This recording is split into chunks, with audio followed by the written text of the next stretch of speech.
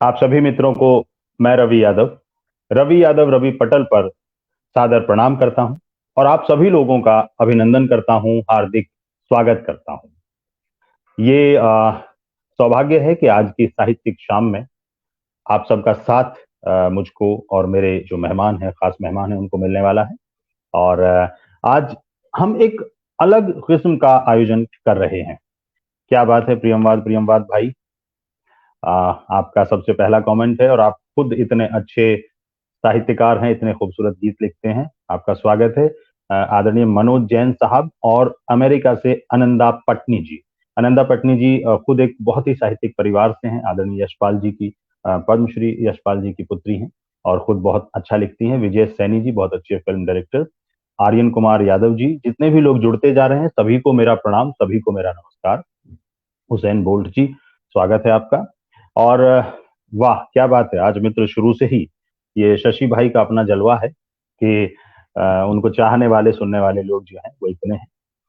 मैं जैसा मैंने शुरू में कहा कि आज का जो आयोजन है वो इसलिए थोड़ा सा अलहदा है, थोड़ा सा अलग है कि हम अक्सर जो साहित्य से जुड़े लोग हैं उनमें एक बात को लेकर अक्सर एक बातचीत होती है। कह लीजिए उस पर काफी कटाक्ष और कमेंट्स भी होते हैं कि मंचों की जो स्थिति है, मंचों की जो हालत है, उस पर हम लोगों को काफी ऐतराज है, खासतौर से उसकी भाषा को लेकर, उनके तौर तरीकों को लेकर।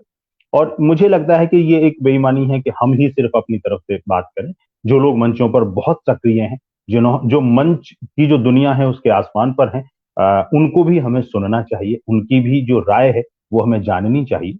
इसलिए आज जिन को हमने बुलाया है वो कविता के क्षेत्र का, मंच और काव्य पाठ के साथ साथ संचालन का भी अंतरराष्ट्रीय नाम है। हिंदुस्तान से जुड़ा, कविता से जुड़ा कोई भी व्यक्ति उनके नाम से वाकिफ है। तो मुझे लगा, मैंने उनसे ये अनुरोध किया कि आप समय दें और ये एक दिन हम लोग चाहते हैं कि हम और हमारे मित्र जो हैं सब लोग आपको सुने। अर्जुन यादव, अर्जुन जी आपका स्वागत है। अशोक गुप्ता जी, देवेंद्र सिंह जी, आपको प्रणाम करता हूँ। दीपक यदुवंशी जी, सब लोग पधारे हैं। तो आज देवास, मध्य प्रदेश जो साहित्य की धरती है, वहां से आज हमारे बीच में हैं आदरणीय शशिकांत यादव जी, जिनका उपनाम शशि है। तो वो मंचों पर बहुत अच्छे से, बहुत सम्मान के साथ बुलाए जाते हैं। जितने वो काव्य पाठ में मशहूर हैं, उतने ही वो संचालन का भी उतना ही बड़ा नाम है। बाल कवि के तौर पर उन्होंने शुरू किया था, 12 वर्ष की उम्र से वो कविताएं लिख रहे हैं और मंचों पर हैं।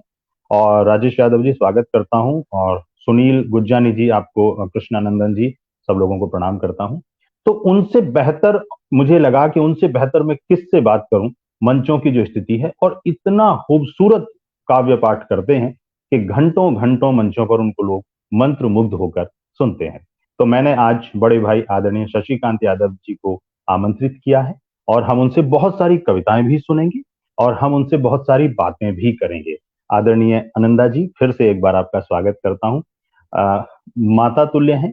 कभी भी कोई सुझाव होता है, कभी भी कोई त्रुटि होती है, तो बहुत ही अपनेपन से, बहुत ही विनम्रता से हमेशा हमें रास्ता भी दिखाती है। स्वागत करता हूं सुधीर यादव जी, कृष्णनंदन जी, राकेश यादव जी, राजेश यादव जी, जितने भी लोग जुड़ गए हैं। और मैं अब सबसे पहले बड़े भाई को मंच पर लेकर आता हूं, आदरणीय शशिकांत यादव जी।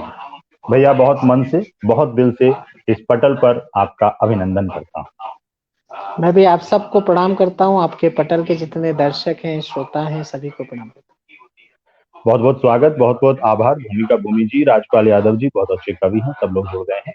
और मेरा एक अनुरोध है कि शायद जहां आप बैठे हैं, देखिए कोई दूसरा कोई लैपटॉप या मोबाइल या कुछ ऐसा है जहां पर आपका ये लाइव चल रहा हो, क्योंकि मेरी आवाज मुझे पलट कर आ रही है, तो शायद उसकी वजह से हो सकता है। तो उसका सिर्फ उसकी ऑडियो म्यूट करा दीजिए, हूँ। जी, क्योंकि करा वो देंगे। आवाज जी। और भैया कैसे हैं आप? सबसे पहले स्वागत और धन्यवाद मैं कि ठीक आपने हूँ। आमंत्रण स्वीकार किया। मुझे मालूम है कि आप बहुत व्यस्त रहते हैं, बहुत व्यस्त हैं हमारे भाई, लेकिन आप हमेशा छोटों की बात। सुबह ही बहस हुई है भैया से इस बात पर, ये थोड़ा सा हमारे बीच में खींचातानी चल रही थी। तो इन्होंने कहा कि रवि मुझे ये बताओ कि तुम सच में छोटे हो भी या बड़े हो।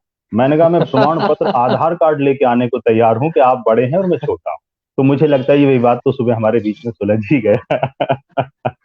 नहीं, छोटे राकेश भाइयों का श्रीवास्तव जी। कहना छोटे जी। भाइयों का आदेश हमेशा बड़े लोगों को मानना चाहिए। देखिए राम ने छोटे भाई का आदेश नहीं माना तो सीता का हरण हो गया। क्या बात है, क्या बात है। विभीषण छोटे भाई थे, रावण ने उनका कहना नहीं माना तो आप देखते हैं रावण की क्या दुर्गति हुई है। क्या बात है, हम्म, क्या बात है। नहीं, आपके साथ ऐसा नहीं होगा। आदरणीय राकेश श्रीवास्तव जी ने लिखा है कि पुणे में आपके संचालन उनको पढ़ने का मौका मिला था। श्रीवास्तव जी, आपका स्वागत है। जी जी रामप्रकाश शर्मा जी, आपका स्वागत है। गिरिराज जी, आपका स्वागत है। मैं यहाँ से शुरू करता हूँ। वैसे तो मैं बहुत लालची हो रहा हूँ कि आपसे कविता सुनी जाए, लेकिन एक एक सवाल से शुरू करता हूँ और फिर जो है उसके बाद मंच आपके हवाले होगा। भी आप इतने बड़े संचालक हैं तो मेरी क्या हैसियत है कि मैं संचालन का भार इस तरह उठाऊं। नहीं आपके नहीं आशीर्वाद से मैं करूंगा। बालकपन में बाल कवि के तौर पर आपने शुरुआत की। 12 वर्ष जी की उम्र में जी आपने लिखना भी शुरू किया। और जी सिर्फ लिखना शुरू नहीं किया, मैं अपने मित्रों को बता दूं कि उन्होंने शुरुआत ही जो की वो कह लीजिए कमर्शियल की, कि जब लोग चाहते हैं कि किसी तरह मेरी कोई कविता सुन ले, उनको पैसे देकर सुनने के लिए बुलाया गया। तो ये जो आपकी ये कविताओं की शुरुआत भैया इतनी कम उम्र में कैसे हुई, किस तरीके से सफर शुरू हुआ? देखिए 1984 में श्रीमती इंदिरा गांधी की हत्या हुई 31 जी। अक्टूबर के दिन। जी। मैं 1973 में पैदा हुआ हूँ। मेरी हम्म। उम्र कुल उस समय 11 वर्ष की थी। हम्म। लेकिन इंदिरा गांधी की हत्या ने मेरे अंदर के एक कवि को या ये कहूँ बालक को इतना आंदोलित किया, इतना उद्वेलित किया कि कुछ भाव निकल कर कलम के माध्यम से कागज तक पहुंचे। हम्म। और मैंने अपने स्कूल में होने वाले बाल सभा के अंदर कविता सुनाई। अच्छा। वहां से मुझे एक बाल कवि सम्मेलन में जाने का अवसर मिला। हम्म। हमारे देवास नगर के एक बड़े विश्व प्रसिद्ध रचनाकार हैं, हम्म। मूर्तिकार हैं, चित्रकार हैं, जिनके हिस्से में 5-5 विश्व रिकॉर्ड हैं, श्री अच्छा। राजकुमार जी चंदन। वो जी। मुझे एक बाल कवि सम्मेलन में लेकर गए और उस बाल कवि सम्मेलन में मुझे कविता पढ़ने का अवसर मिला और मैंने इंदिरा गांधी की हत्या पर लिखी हुई कविता पढ़ी। हम्म। मेरी कविता से एक राजनेता नाराज होकर मंच से उतर कर चले गए। वो अच्छा। नए-नए विधायक बने थे, मुझे पता नहीं था कि कविता का ये भी ऐसा भी असर होता है। जी। तो वो मैं उस दिन बड़ा हाइलाइट हो गया। दैनिक भास्कर में हेडलाइन छपी, बाल कवि की कविता से नेताजी हुए आहत। अच्छा। बस वहाँ से कविता का सफर शुरू हुआ। फिर मुझे गिरवर सिंह भंवर मिले। उन्होंने मेरी कविता सुनी। उन्होंने मुझे शाम को ही मेरे देवास में मेले में होने वाले कवि सम्मेलन का निमंत्रण दिया। मैं अच्छा। उत्साह में कविता पढ़ने गया तो वहाँ मुझे नीरज जी और रमानाथ अवस्थी सरी के 2 बड़े गीतकार क्या मेरे बात। दाएँ-बाएँ बैठे थे। मैं बीचों-बीच छोटा-सा बच्चा था, मुझे बैठा हुआ था और अच्छा। वहाँ मैंने कविता पढ़ी। मुझे ₹50 पहली बार पारिश्रमिक मिला और बस वाह। यहाँ से अनवरत यात्रा शुरू हुई। फिर मैं गिरवर सिंह भंवर जी बड़े कवि सम्मेलन के अखाड़ू व्यक्ति थे, बड़े हम्म। उद्भट कवि थे, बड़े हम्म। अंदर से फ़कीर थे हम्म। और वो बाल कवि बैरागी जी के भी गुरु रहे हैं। हम्म। उन्होंने मुझे बड़ा प्रश्रय दिया और फिर वो मुझे साथ लेकर घूमे हर कवि सम्मेलन में। हम्म। तो ऐसा मेरा कमर्शियल कवि सम्मेलन में ही पदार्पण हुआ। हम्म। फिर धीरे-धीरे सफर यहाँ तक पहुँचा क्या बात जहाँ है। उस तक सफर आपसे पर बात। हम लोग जो है आहिस्ता आहिस्ता जो उसकी परतें हैं तह दर तह खोलते हुए चलेंगे। अर्जुन सिंह जी, जी, स्वागत आपका। और हमारे बीच में कई अच्छे लोग जुड़े हैं। एक बहुत ही हमारे सीनियर कवि हैं आदरणीय प्रेम बिहारी मिश्र जी। सर, स्वागत करता अरे हूँ। इतने वरिष्ठ कवि हैं, आपका स्वागत करता हूँ। रजनीकांत जी जुड़े हैं, आपका स्वागत करता हूँ। चेतन पांचाल जी, आपका स्वागत करता हूँ। हमेशा की तरह कह रहा हूँ कि जो नाम छूट गए हैं मैं उनको दोबारा शामिल करूंगा। कुछ नाम हमेशा छूट जाते हैं। तो मुझे अभी लिखा है कि हमारे एक मित्र हैं, उन्होंने लिखा है कि कविता से जो है भैया से कविता का अनुरोध करें। बिल्कुल, कविता का अनुरोध करना ही आज सुनने के लिए ही जो है हमने परेशानी की है। तो आप जिस भी मैं आपको पूरे आयोजन के दौरान ये नहीं कहूंगा कि आप ये वाली सुनाएं या ये वाली, क्योंकि आपकी सभी कविताएं कमाल हैं और बहुत तालियां स्नेह सम्मान बटोरती हैं। आप जिससे चाहें, मैं चाहता हूं कि एक कविता आपकी तरफ से आए। चलिए मैं 4 पंक्तियाँ आपको सुनाता हूँ वंदना की, जी। जो मैंने जी। अ, वो 90-90 में आकर मैंने छंद लिखना शुरू किया। उसके हम्म। पहले मैं कविताएँ लिखा करता था। कविताएँ ऐसी होती थी कि दिल्ली उत्तर देना होगा जो भी तुझसे करूँ सवाल, मेहनत हम्म। कशियों भूखा नंगा चोर उचक्के माला माल। क्या बात है। अ, कभी मैंने क्या। लिखा था कि भ्रष्टाचार की उड़ी घटाएं रिश्वत रिमझिम बरस रही, ओले पड़ गए प्रतिभाओं पर अवसर को सब तरस रही, तड़ित गिरी तानों की ऐसी परिणाम हुआ बस आत्मघात, देखी ऐसी भी बरसात। देखी क्या ऐसी भी बरसात। क्या तो बात इस है। तरह की कविताएं मैं लिखता था, और जब बाल स्वर में पढ़ता था तो लोग बड़ी तालियां बजाते थे या खूब आशीर्वाद देते थे। मैंने 86 87 में लिख दिया था कि मंदिर मस्जिद के खातिर मानव का खून बहाओगे, ये तो फिर बन जाएंगे पर इंसा कहाँ से लाओगे। ना तुम वाह। अल्लाह के बंदे हो ना बेटे हो राम के, शैतानों की मंडी के तुम मोहरे हो बस दाम के, काम तुम्हारा बस लड़ना ये मजहब एक बहाना है, हम्म। रामायण गीता कुरान को तुमने कब पहचाना है, अगर तुम लड़ते रहोगे सारा धर्म यहीं रह जाएगा, मंदिर मस्जिद धरे रहेंगे इंसान मारा जाएगा, मानवता के हो गए शत्रु अब खुद के हो जाओगे, ये तो फिर बन जाएंगे पर इंसान कहाँ से लाओगे। लेकिन क्या। 89 और 90 के कवि सम्मेलनों ने एक धारा बदल दी हिंदुस्तान के कवि सम्मेलनों की। मैंने बाबा निर्भय हाथरसी को सुना, चंचल जौनपुरी जी को सुना, और ओमपाल सिंह निडर को सुना, और मेरे अंदर छंद बैठा, छंद मेरे अच्छा। अंदर उतरा सुनने के बाद। और मैं आपको बता दूं रवि भाई कि मैं हिंदी साहित्य पढ़ के कवि नहीं बना हूं, ना मैंने हिंदी साहित्य का अध्ययन किया है, मैं सुनकर कवि बना हूं। मैं मेरी माँ की गोद में बैठकर जब बड़े कवियों को सुनता था चौराहों पर होने वाले कवि सम्मेलनों में, तो वहां से जो कवि सम्मेलन के संस्कार मेरे अंदर उतरे हैं, बस उन संस्कारों को मैंने कविता बनाकर फिर लोगों के सामने प्रस्फुटित किया, प्रस्तुत किया, और लोगों ने इसे स्वीकार किया। मैं एक छंद आपको सुनाता हूँ जो मेरे जीवन का पहला छंद है, 4 पंक्तियां जी सुनिएगा। जी, बहुत बहुत स्वागत। कि शब्दों की साधना को भावों की आराधना को साहित्यिक स्थान मिले ऐसा वरदान दो, कविता को रचूं और छंद का श्रृंगार करूं, गजलों से प्यार करूं ऐसा वरदान दो, पल पल पूजू सिद्धदायिनी मां शारदे में, वाणी और विद्या का तुम मुझे वरदान दो, गीत लिखो मान सम्मान स्वाभिमान के हो, देश अभिमान के हो ऐसा वरदान दो, गीत लिखो मान सम्मान स्वाभिमान के हो। तो हाथ में उठाई है कलम माता शारदे, तो सौगंध तुम्हारी है कि फर्ज भी निभाएंगे, प्रियसी के रूप पे हम कोई गीत ना लिखेंगे, लेकिन पीड़ितों के क्रंदनों को हम गाएंगे, और राज करने वाले राज करें सत्ताधीश यहाँ, हर मौसम में उन्हें हम दर्पण दिखाएंगे, और चोलियों पे गीत लिखे फिल्म वाले गीतकार, हम तो मातृभूमि के सम्मान गीत गाएंगे, चोलियों पे गीत लिखे फिल्म वाले गीतकार, हम तो मातृभूमि के सम्मान गीत गाएंगे चोलियों। अब उसके बाद फिर 20 साल बाद जो मैंने 2 छंद लिखे वो भी सुना देता हूँ कि माता शारदे ने मुझे कविता से प्यार दिया, दुनिया में सदा प्यार बांटता रहूंगा मैं, 7 रंगों से सजी है फुलवारी भारत की, खरपतवार सदा छांटता रहूंगा मैं, और प्रेम भाईचारा सद्भाव सदा बना रहे, दूरियां दिलों की सदा पाटता रहूंगा मैं, और सत्ताधीश आचरण लज्जित करेंगे तो फिर भूषण का वंशज हूँ डांटता रहूंगा मैं, कि सत्ताधीश आचरण लज्जित करेंगे तो फिर भूषण का वंशज हूँ डांटता रहूंगा मैं। और इसी फ्लो में एक छंद आपको और सुनाता हूँ जो मेरा आपका सबका जीवन है, कि कवि हूँ कबीर की परंपरा का दीपक हूँ, तेज आंधियों से कभी डरता नहीं हूँ मैं, साथ कि कवि हूँ कबीर की परंपरा का दीपक हूँ, तेज आंधियों से कभी डरता नहीं हूँ मैं, कि कवि हूँ कबीर की परंपरा का दीपक हूँ, तेज आंधियों से कभी डरता नहीं हूँ मैं, कि कवि हूँ कबीर की परंपरा का दीपक हूँ, तेज आंधियों से कभी डरता नहीं हूँ मैं। सत्य को सदा ही सत्य लिखने की आदत है, समझौता लेखनी से करता नहीं हूं मैं, और देश की अखंड तस्वीर मेरे मन में है, दूजा और कोई रंग भरता नहीं हूं मैं। तो इस तरह से लेखन की यात्रा यहाँ तक पहुंची है, जी, और अब क्या बात देश है। प्यार करने लगा ये है। आपकी बहुत बहुत मशहूर लाइनें हैं, और मैंने जी बहुत बार सुनी जब भी आप मौका मिला आपको सुनने का। और मैंने जी देखा है कि घंटों घंटों बैठकर लोग जो हैं आपको सुनते हैं, लेकिन हम सिर्फ एक कविता सुनकर आपको अभी नहीं छोड़ने वाले हैं।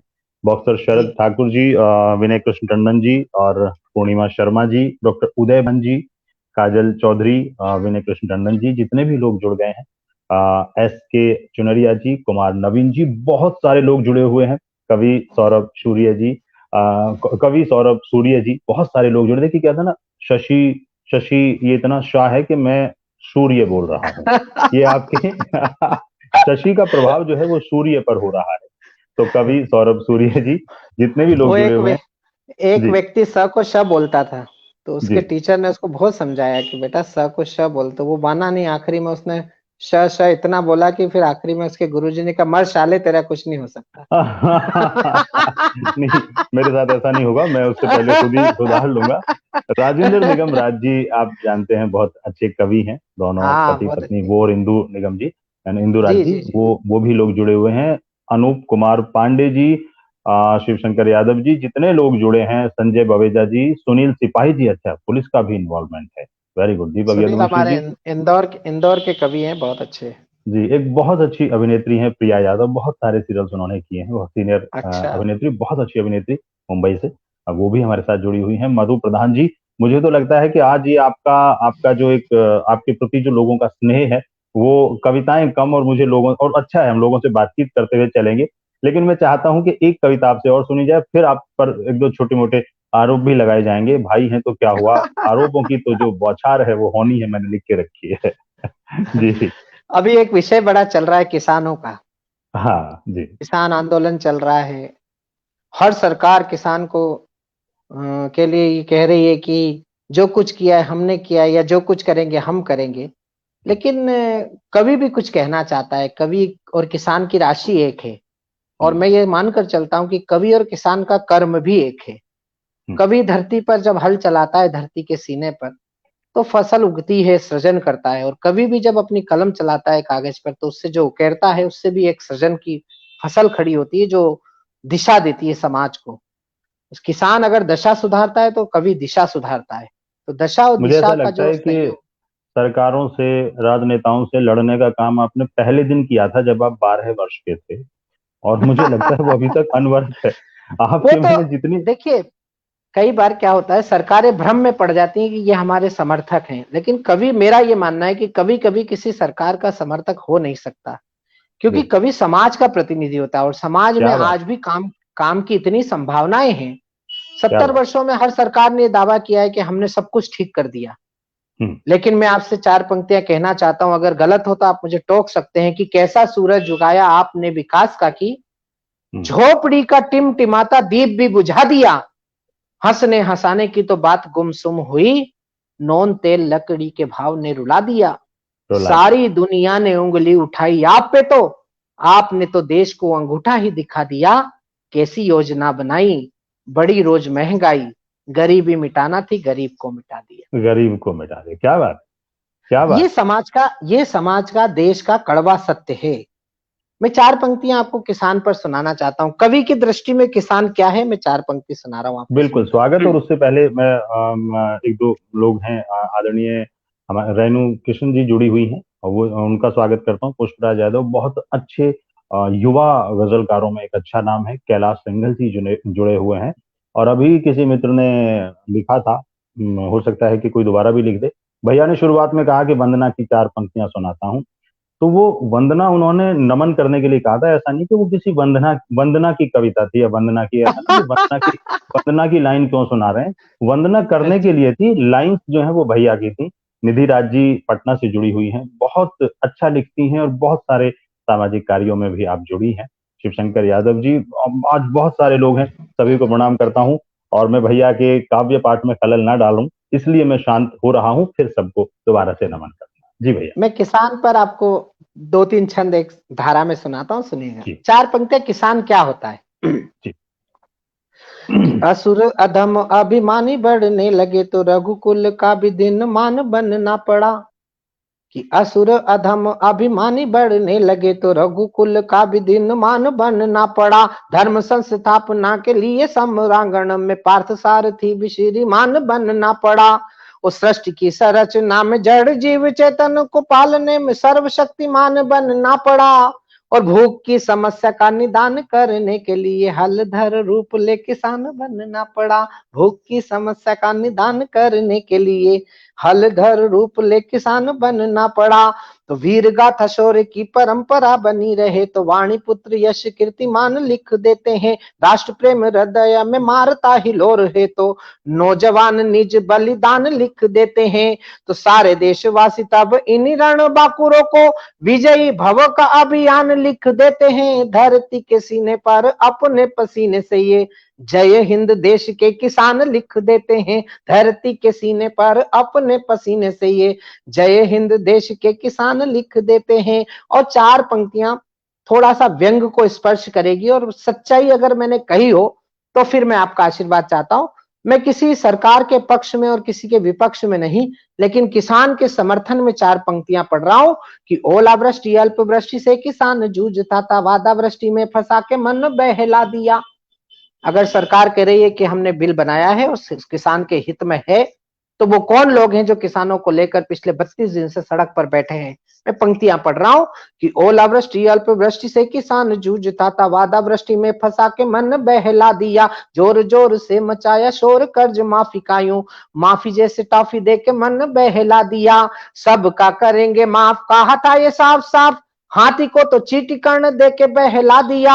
और देश का किसान पड़ा नेताओं के चक्कर में, छोटी गंगा के नाली में ही नहला दिया।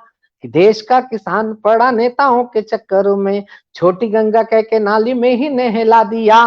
तो जय जवान जय किसान नारे ही बने रहे, तो गाते गाते व्यर्थ के ही रागी बन जाएंगे। ये जो 2 छंद में रवि भाई सुना रहा हूं, सरकार भोपाल की हो, जयपुर की हो, लखनऊ की हो, दिल्ली की हो, या मेघालय, मिजोरम, नागालैंड की हो, मैं इस देश के 80% जो किसान हैं, मैं उनकी तरफ से 4 पंक्तियां समस्त सरकारों को भेंट कर रहा हूं कि जय जवान जय किसान नारे ही बने रहे, तो गाते गाते व्यर्थ के ही रागी बन जाएंगे। शुद्धता से आचरण में लाई यदि देश के, तो नक्सली आतंकी अनुरागी बन जाएंगे। और जिन्होंने दी कुर्सियां उन्हीं का हक मारोगे, तो सत्ता के सिंहासन भी दागी बन जाएंगे। और बार बार धैर्य की परीक्षा लेगी दिल्ली, तो फिर धरती पुत्र बंदूक ले बागी बन जाएंगे। बार बार धैर्य की परीक्षा लेगी दिल्ली, तो फिर धरती पुत्र बंदूक ले बागी बन जाएंगे। और बागी हो गए जो ये किसान मेरे देश के, तो एसी होटलों में इतराना भूल जाओगे। वाह, आप भी किसान के बेटे हैं, आप इससे ज्यादा क्या समझेंगे कि बागी हो गए जो ये किसान मेरे देश के, तो ऐसी होटलों में इतराना भूल जाओगे। चित्तकार बचपन की अनसुनी करी गई, तो डिस्को के बुरों में नाच गाना भूल जाओगे। और पग डंडियों की पीड़ा प्यार से बुहारी नहीं, तो राजपथ पर आना जाना भूल जाओगे। और भूखा पेट धरती पुत्र सोने लगा देश में, तो सुबह शाम दाल रोटी खाना भूल जाओगे। भूखा पेट धरती पुत्र सोने लगा देश में, तो सुबह शाम दाल रोटी खाना भूल जा। क्या बात है, क्या बात है। बहुत बहुत सुंदर भैया, और बहुत आभार की ये कविता मैं आपसे गुजारिश करने वाला था और आपने ये सुनाई, क्योंकि ये बहुत मतलब आपने हर मंच से, चाहे किसी की सरकारें रही हो, चाहे कोई प्रदेश रहा हो, आपने कभी इस बात के लिए नहीं सोचा। और मैं इस बात के लिए प्रणाम करता हूँ इस मंच से आपको, कि अक्सर मैंने देखा है कि लोगों की कविताएं, कवियों की जो कविताएं हैं, वो शहर और सरकारें देखकर बदल जाती हैं। लेकिन मैंने आपके बहुत सारे प्रोग्राम सुने और देखे हैं, आपने जहां सुनानी है तो वहां सुनानी है।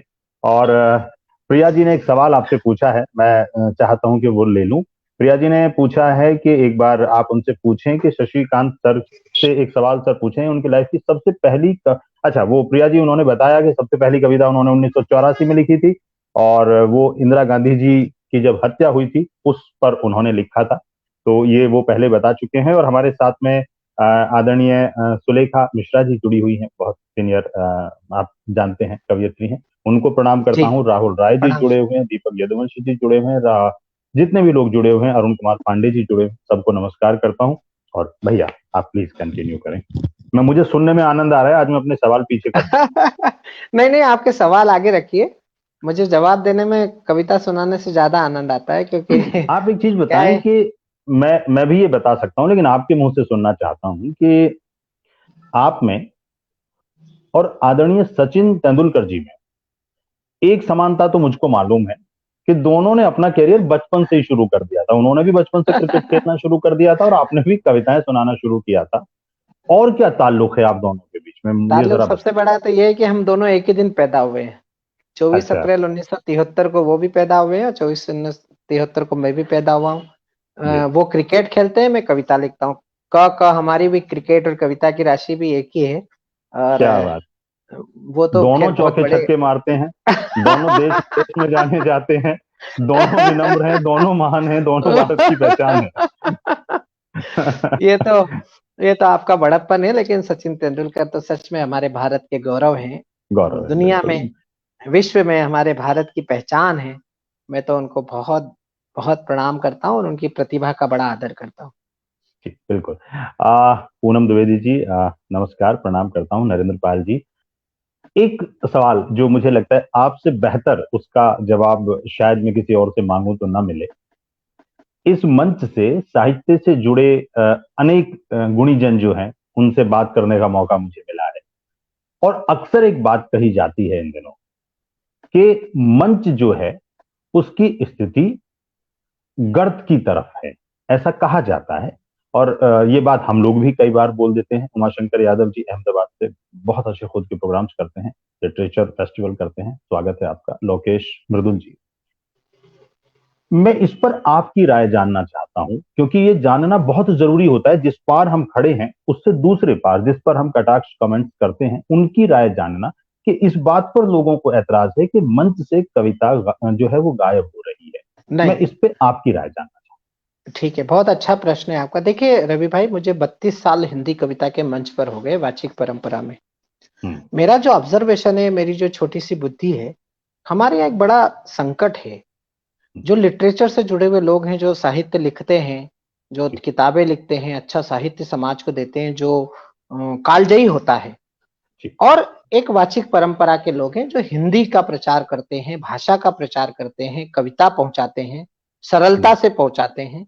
उसमें हमारे हिंदी फिल्मी गीत भी हैं। जी, विरोधाभास यहाँ पे खड़ा हो रहा है कि जो वाचिक परंपरा के लोग हैं वो हम्म, साहित्यकारों को कुछ नहीं समझते। हम्म, वो जो साहित्यकार हैं वो वाचिक परंपरा के लोगों को कुछ नहीं समझते। हम्म, ये जो कुछ नहीं समझने का जो अहंकार है दो लोगों का, हम्म, दो मंचों का, ये जी, सबसे बड़ी समस्या की जड़ है। हम्म, और इसमें आप सभी के लोगों की भूमिका इसलिए प्रणम्य है, इसलिए स्वागत योग्य है। अभी आपने लिटरेचर फेस्टिवल का भी जिक्र किया था। जो जी, लिटरेचर फेस्टिवल इस समय देश भर में हो रहे हैं, वो हम्म, बड़ी तन्मयता के साथ इन दूरियों को पाट रहे हैं। जैसे मैंने आपके मंच पर कई बड़े साहित्यकारों को सुना, आज आपने मुझे अपनी बात रखने का अवसर दिया। इस तरह का जब तक सेतु नहीं बनेगा दोनों के बीच में, हम साहित्यकारों का सम्मान करें जो हम्म, किताबें लिख रहे हैं, और जो किताबें लिख रहे हैं वो ये ना समझे कि मंच पे केवल मंच गर्त में ही जा रहे हैं। ये हमने एक मानसिकता बना ली है। जी, आपको मैं एक बात बताऊं, हम देश दुनिया में घूमते हैं, पत्रकार हमारा इंटरव्यू करने आते हैं। हम्म, पत्रकारों का पहला प्रश्न होता है, रवि भाई, हिंदी हम्म, कविता का स्तर गिर रहा है मंच से। हम्म, मैंने बोला क्यों, पत्रकारिता का बढ़ रहा है क्या? हम्म, आपत्तिजनक, वर्गल चित्र छापकर विज्ञापन कौन छाप रहा है अखबार में? हम छाप रहे हैं क्या? क्या बात तो है। ऐसा नहीं है। ये बिल्कुल। सैचुरेशन का युग है। हर हम्म, हर क्षेत्र में सैचुरेशन, हर क्षेत्र में शरण हो रहा है। हम्म, लेकिन चूंकि मैं जिस क्षेत्र में हूं, मैं इस बात को कतई मानने के लिए तैयार नहीं हूं कि कविता का स्तर गिर रहा है। देखिए, मैं आया था 1984-85। मेरे पहले आए थे विनीत चौहान, उससे जी, पहले थे हरिओम पवार, हम्म, नीरज जी, रमानाथ अवस्थी, हम्म, रामधारी सिंह दिनकर, सुभद्रा कुमारी चौहान, महादेवी वर्मा, माया गोविंद, प्रभा ठाकुर, इंदिरा हम्म, इंदु, बरखा रानी, बाल कवि बैरागी, आत्म प्रकाश शुक्ल, ऐसे हम्म, हजारों नाम हैं। निराला हम्म, जी स्वयं हिंदी कविता के मंच पर, निराला जी ने कविता पढ़ी है और आचार्य रामचंद्र शुक्ल ने नीचे बैठकर उनकी राम की शक्ति पूजा की मीमांसा लिखी है। क्या बात है। दिक्कत यह है दिक्कत यह है कि हमने चौकीदारी बंद कर दी। हम्म, हिंदी कविता के मंचों का जो स्तर तथाकथित लोग कहते हैं गिर रहा है, उसका एकमात्र कारण यह है कि उसकी चौकीदारी बंद हो गई। पहले हम्म, नीचे पत्रकार बैठते थे, हम्म, रात भर कवि सम्मेलन होता था। कवि सम्मेलन की रिपोर्टिंग पत्रकार नीचे बैठ के करता था। हम्म, शशिकांत यादव ने क्या अच्छा पढ़ा, शशिकांत यादव ने क्या गलत पढ़ा, हम्म, रवि यादव ने क्या गलत बात बोली या हम्म, क्या अच्छी बात बोली, वो रेखांकित होती थी। जब हम्म, वो रेखांकित होती थी और अखबारों में छपती थी, तो अच्छी बात होती थी तो उसकी प्रशंसा होती थी, बुरी बात होती थी तो उसकी आलोचना होती थी। अब आलोचना भी बंद हो गई, प्रशंसा भी बंद हो गई। हम्म, दिन में 2 बजे होटल में पत्रकार आके आपसे 4 पंक्तियां ले जाते हैं, दूसरे हम्म, दिन वो छाप देते हैं। निमंत्रण कार्ड के हिसाब से कवियों के नाम छाप देते हैं। कई बार नीरज जी का नाम छाप देते हैं, नीरज जी रात में कवि सम्मेलन में ही नहीं पहुंचते हैं, लेकिन दूसरे दिन अखबार में छप जाता है कि नीरज जी आए थे और गीतों की वर्षा उन्होंने हुई। ये कहा। हाँ। हाँ, तो मैं ये कहना ये चाहता हूं कि जिस भी कला की मीमांसा, समालोचना, आलोचना बंद हो जाएगी, वो कला विलुप्त हो जाएगी, वो कला शरण की पराकाष्ठा को प्राप्त हो जाएगी। यही बात हिंदी फिल्मों के लिए कहते हैं लोग। लेकिन मुझे ये बताइए कि आज हिंदी फिल्मों के गीतों ने जो हिंदी का प्रचार किया है, वो हम और आप किताबें लिख के कर सकते थे क्या?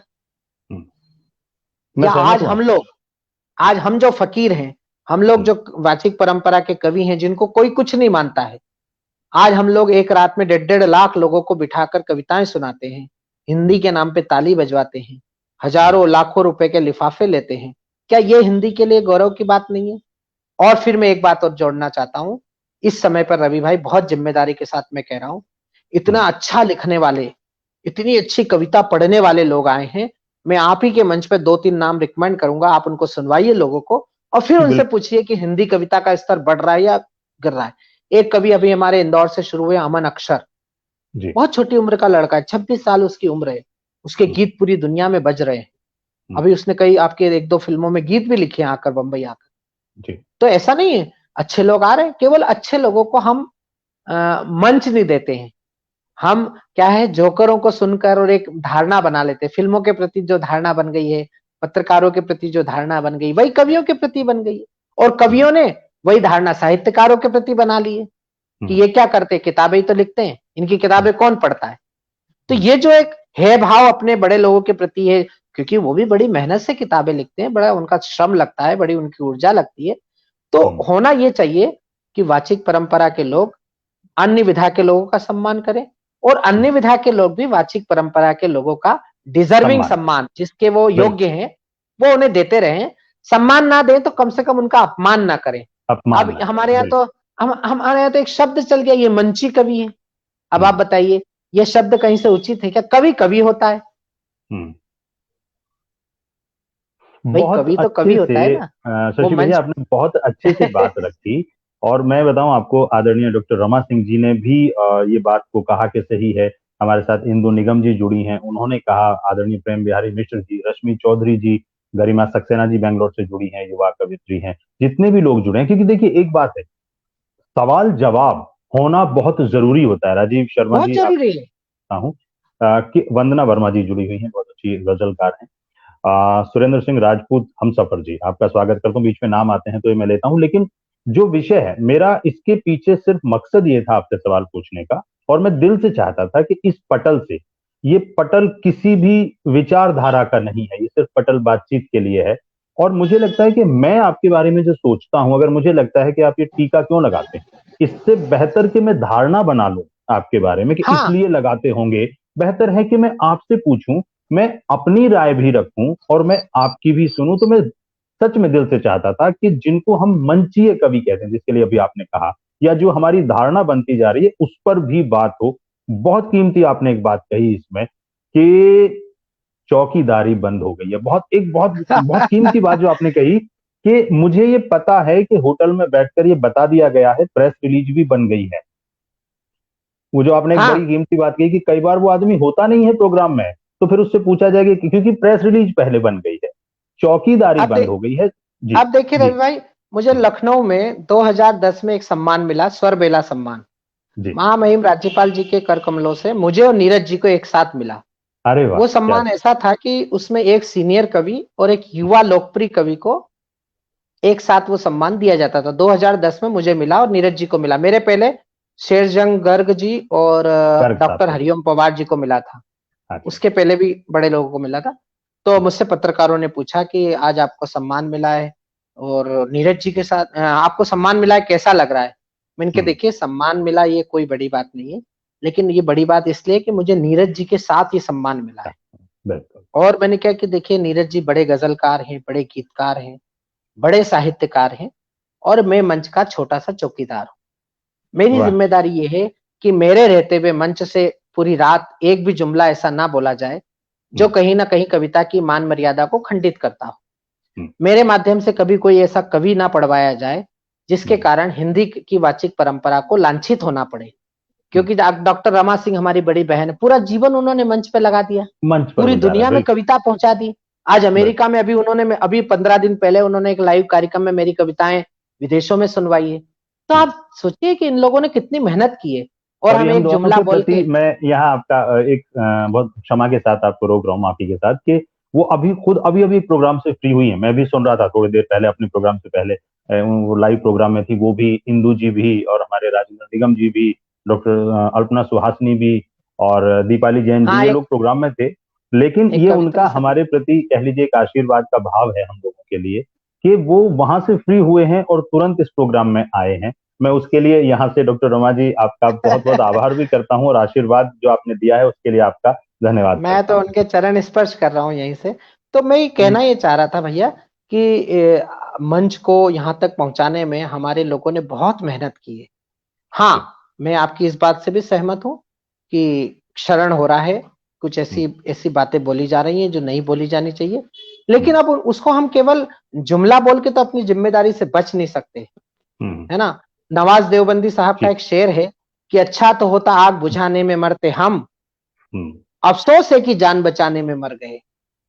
क्या बात है, क्या बात तो है। हम हिंदी कविता के मंच के एक सिपाही की तरह, सैनिक की तरह, हम्म। चौकीदार की तरह हम्म। उस मंच की साफ सुथरी व्यवस्थाओं को जो पुराने पूर्वजों ने हमारे हाथ में सौंपी है, उसको हम्म। और अच्छा करने की कोशिश अगर थोड़ा थोड़ा प्रयास करेंगे। और मुझे रवि भाई आपके इस इंटरव्यू में ये कहते हुए बड़ा सुखद अनुभव हो रहा है कि बीच का कालखंड कैसा भी रहा हो, लेकिन इस समय पर जो नए नए बच्चे आए हैं, जो नए कवि आए हैं, बहुत आशा से लबरेज हैं। आप उन्हें सुनेंगे तो आपको नशा हो जाएगा। मैंने अभी इंदौर में एक कार्यक्रम में वंशीवट के एक मंच पर 50 कवियों को 6 घंटे बैठ के सुना है। क्या बात 50 कवियों को मुझे सुनने के लिए उन्होंने बुलाया था। है। और मैं आपको बड़ी जिम्मेदारी के साथ कह रहा हूं रवि भाई कि उस 50 में से 35 कवि ऐसे थे जो मुझसे 100 गुना श्रेष्ठ कवि हैं। क्या बात, आपके बड़कपन को प्रणाम करता हूँ मैं।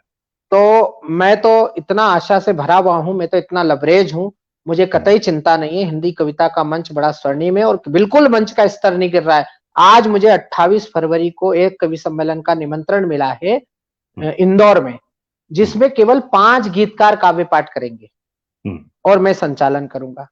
अब आप सोचिए ये सुखद स्थिति है कि नहीं। बिल्कुल है। 5 कवि और पांचों गीतकार हैं। अच्छा। तो आप बताइए ये सुखद स्थिति है कि नहीं। क्यों? बिल्कुल। क्योंकि कविता लौट रही है। थोड़ा सा कालखंड तो हर विधा के ऊपर आया है, लेकिन अगर हम लोग लगे रहेंगे तो वो भी सुधर जाएगा और हम लोग पटल उसको को सुधार के। मुझे और आपको आशीर्वाद मिल रहा है। आदरणीय हरकिरत हीर जी हैं, बहुत अच्छा लिखती हैं, बहुत अच्छा लिखती हैं। उनका आशीर्वाद मिल रहा है। प्रणाम करता हूं मैम कि आप पधारी हैं। और फिर मिलेश यादव जी हैं, और सर्जन शीतल बहुत अच्छा लिख रहे हैं, नए सृजन नए। शीतल कितना हाँ, प्यारा गीतकार है, आप बहुत सुनिए अच्छे, न। और उतना ही अच्छा मैं तो सुनाते भी हैं। हाँ, उतना ही अच्छा सुनाते भी हैं। मैं तो उनका बड़ा फैन हूँ। छोटे भाई है, आदरणीय मेरे पैर भूदत्त छूते हैं। शर्मा जी ने आपको नमस्कार लिखा है, मेरे लिए भी दुआएं लिखी हैं, नमस्कार। है ना। तो सभी लोग जितने जुड़े हैं उनको प्रणाम करता हूँ। सर्जन शीतल आपको सुनना बाकी है, आपको सुना जाएगा एक दिन जरूर। और मैं चाहता हूँ कि आप आपसे जो, एक्चुअली आप इतना मीठा बोलते हैं, इतने प्यार से बोलते हैं, कि जो हम, मैं सोच के आता हूँ ना कि ये वाला तीर भैया पे बहुत जोर से फेंका जाएगा, वो आते आते वहां तक ना, जैसे राम रावण के युद्ध में होता था ना, रामायण में देखे थे, ऐसे आते थोड़ी देर म्यूजिक होता था, फिर एक तीर वापस लौट जाता था। लेकिन मैं फिर कोशिश करूंगा कि कुछ तल्ख सा सवाल लेकर आऊं। आदरणीय रामायणधर द्विवेदी जी, क्या बात है, मैंने रामायणधर, हाँ, कितना प्यारा गीतकार है, बाप रे। हाँ, हम प्रणाम रामायण करता हूँ धर आपको। द्विवेदी को आप सुनिए कभी, क्या प्यारा गीतकार है, वाह वाह वाह। मुझे कुंवर बेचन का एक शेर याद आ रहा है। जो स्वागत। लोग कहते हैं ना हिंदी कविता गर्त में जा रही है, हिंदी की मंच पर कविता नहीं बची। रामायण धर तिवारी, सृजन शीतल, अमन जी। अक्षर, गजेंद्र प्रियांशु, डॉक्टर अनिल चौबे, मनवीर मधुर, अशोक चारण, बीसियों नाम ऐसे हैं भाई साहब जिन्हें सुनकर आपको नशा हो जाएगा। मैं एक शेर मुझे डॉक्टर कुंवर बेचन का याद है जी। कि माना कि मेरे सामने खाली गिलास, हम्म। माना कि मेरे आशावाद से बड़ी, सामने, इससे बड़ी कोई बात नहीं हो सकती। मैं बहुत बड़े कवि, बड़े गीत ऋषि मानता हूं डॉक्टर साहब को। माना कि मेरे सामने खाली गिलास है, पर इतनी तो तसल्ली है सुराई के पास वाह, क्या बात है, है। क्या बात तो है, डॉक्टर साहब को यहाँ से आप प्रणाम। डॉक्टर साहब को साष्टांग दंडवत प्रणाम कि कम से कम हम लोगों को इतनी ऊंची विरासत डॉक्टर साहब ने सौंपी है, तो निश्चित रूप से उसकी रक्षा हम सब मिलकर करेंगे थोड़ी थोड़ी। और बिल्कुल। आप सरी के व्यक्ति हमारे साथ हैं तो निश्चित रूप से मैं तो अच्छा बहुत होगा। छोटा हूँ, मैं तो अभी रास्ते ढूंढ रहा हूँ भैया। मेरे लिए यही बहुत बड़ी बात है, और मैं वाकई कई बार सोचता हूँ कि मैं कितना धनी व्यक्ति हूँ कि जिस स्तर के लोग जिनको सुनना भी मेरे लिए बहुत बड़ी बात है, उनके साथ बातचीत का मौका ईश्वर दे रहा है।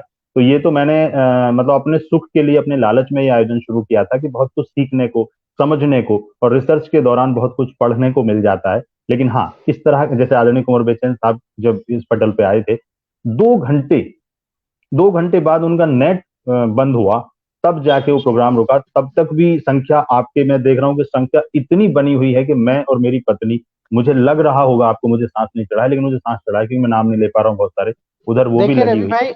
देखिए रवि भाई, मैं आज भी ये मानकर चलता हूं कि मुझे कविता का क भी नहीं आता है।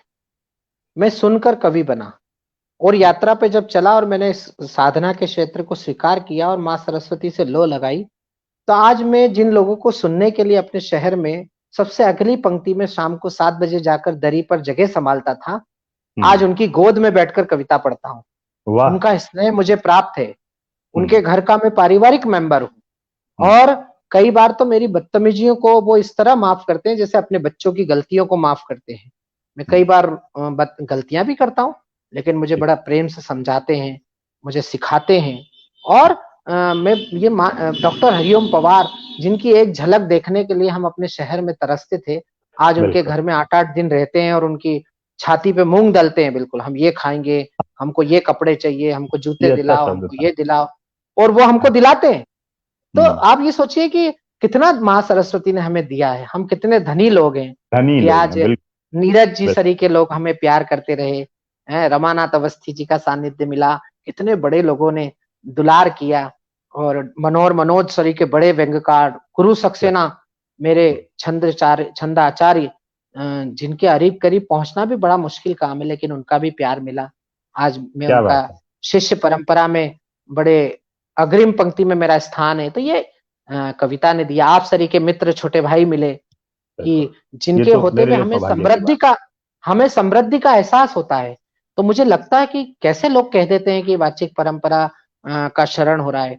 आप देखिए, इतनी इतनी विपरीत परिस्थितियों में भी कवि सम्मेलन हो रहे हैं, ऑनलाइन कवियों को सुना जा रहा है, वो कवि सुना रहे हैं।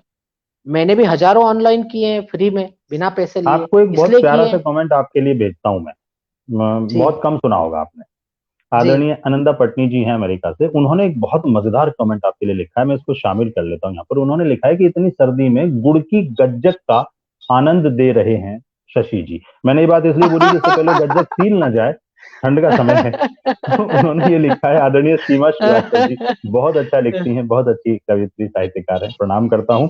उसके अलावा सतीश आनंद सर जुड़े हुए हैं, आदरणीय सतीश आनंद जी अभिनय गुरु हैं, क्योंकि मैं अभिनय से भी जुड़ा हूँ, उस विधा से भी बहुत लोग जुड़े हुए हैं, उनको प्रणाम करता हूँ। पूनम पूनम द्विवेदी जी कानपुर से हैं, और मनीषा प्रसाद जी हैं, और जो उनके अलावा नाम है वो आएंगे। लेकिन अब मैं आदरणीय नीरज जी का जो आपने बात कही ना, उसी को आगे बढ़ाते हुए मैं अपना उनका एक संस्मरण मैं साझा करूंगा। लेकिन उससे पहले कई लोगों ने लिखा है कि भैया से कविता सुनाई जाए, तो मैं चाहता हूँ कि कम से कम 1 से 2 कविता निर्बाध रूप से सुनी जाए। मैं भी पीछे बैठ जाता हूँ अपने आप को ऑफ स्क्रीन करके, और गीत चलिए, कविता जो भी मैं आप बेहतर। मैं एक गीत आपको सुनाता हूँ। जी, राजीव गोहित मेरा क्योंकि क्लासमेट, बहुत प्यारा दोस्त, बहुत अच्छा लिखता है। राजीव, तुम्हारा स्वागत है मेरे भाई। सनी चार्ल्स एक्टर है, हमने साथ में बहुत काम किया है। धन्यवाद, आप लोग पधारे हैं और बने हुए हैं। जी भैया। मैं एक गीत आपको सुनाता हूँ। जी भैया। 2010 में मैंने एक संगठन के लिए गीत लिखा था। ये उसका ध्येय गीत बना फिर, और हम्म। पूरे साल इसको करोड़ों लोगों ने गाया। मैंने उसमें हम्म। एक अंतरा इस समय जोड़ा भी है। मैं 3 अंतरे हम्म। का एक छोटा सा गीत आपको सुनाता हूँ, क्योंकि जी। अमेरिका तक लोग सुन रहे हैं, तो भारत की तरफ से कुछ बात ऐसी होनी चाहिए जो अमेरिका में बैठे हुए हमारे अप्रवासी भाई बहनों को भी बहुत अच्छा लगे, और उनको लगे कि भारत के लोग उन्हें बहुत मिस करते हैं, बहुत प्यार करते हैं, और वो भारत को बहुत प्यार करते हैं। ये हमारे लिए सौभाग्य की बात है। हाँ, और पंक्तियां जो सुनिए। बैठे हुए हैं उसमें जैसे वंदना टंडन जी हैं, खुद थिएटर की बहुत अच्छी आर्टिस्ट हैं, और आदरणीय आनंदा पटनी जी का जहां तक सवाल है, आदरणीय यशपाल जी, पद्मश्री यशपाल जी उनकी पुत्री है। क्या बात है। जयराम जय मैं जी, सभी आपका जी। जी। सभी को प्रणाम करते हुए एक गीत आपको सुनाना। स्वागत स्वागत। कि हम राष्ट्र भक्ति के प्रखर पुंज, हम देव भूमि के साधक हैं। हम राष्ट्र भक्ति के प्रखर पुंज, हम देव भूमि के साधक हैं। हम छात्र शक्ति से राष्ट्र शक्ति गढ़ने वाले आराधक हैं। हम तरुणाई में राष्ट्र प्रेम संस्कार जगाएंगे, विश्व गुरु भारत का ध्वज आगे ले जाएंगे। वंदे मातरम, वंदे मातरम, वंदे मातरम, वंदे मातरम। भारत का नक्शा बना रहा हूं कि कश्मीर घाटी, मुंबई, अमृतसर या गुवाहाटी, अपना देश है अपनी माटी, जुड़ने की परिपाटी। पूरब पश्चिम उत्तर दक्षिण ने संकल्प है धारा, जाति धर्म भाषा से ऊपर जय स्वदेश का नारा। हम जन जन में समरसता का भाव जगाएंगे, विश्व गुरु भारत का ध्वज आगे ले जाएंगे। वंदे मातरम, वंदे मातरम, वंदे मातरम, वंदे मां। एक अंतरा शिक्षा नीति को समर्पित करता हूं। देश के यशस्वी प्रधानमंत्री माननीय नरेंद्र भाई मोदी जी ने 28 वर्षों के अंतराल के बाद भारत की शिक्षा पद्धति में जो मूलचूल परिवर्तन किया, मैं पंक्तियां पढ़ रहा हूं, सुनिएगा। कि वंदे मातरम, वंदे मातरम, वंदे मातरम। द्रोणाचार्य से हो शिक्षक, हो अर्जुन से अनुयायी, द्रोणाचार्य से हो शिक्षक, हो अर्जुन से अनुयायी। एकलव्य कोई छूट न जाए, चिंता करना भाई। सुलभ हो शिक्षा, सबको शिक्षा का संकल्प हमारा। भारत में भारत की शिक्षा का अधिकार हमारा। द्वार द्वार पर अक्षर के अब दीप जलाएंगे, विश्व गुरु भारत का ध्वज आगे ले जाएंगे। वंदे मातरम, वंदे मातरम, वंदे मातरम, वंदे मां। अंतिम बंद पढ़ रहा हूं, हम कवियों की, कलाकारों की, नागरिक की, पुलिस की, प्रोफेसर की, शिक्षक की, विद्यार्थियों की, मजदूर की, मालिक की, व्यापारी की, नौकर की क्या जिम्मेदारी है।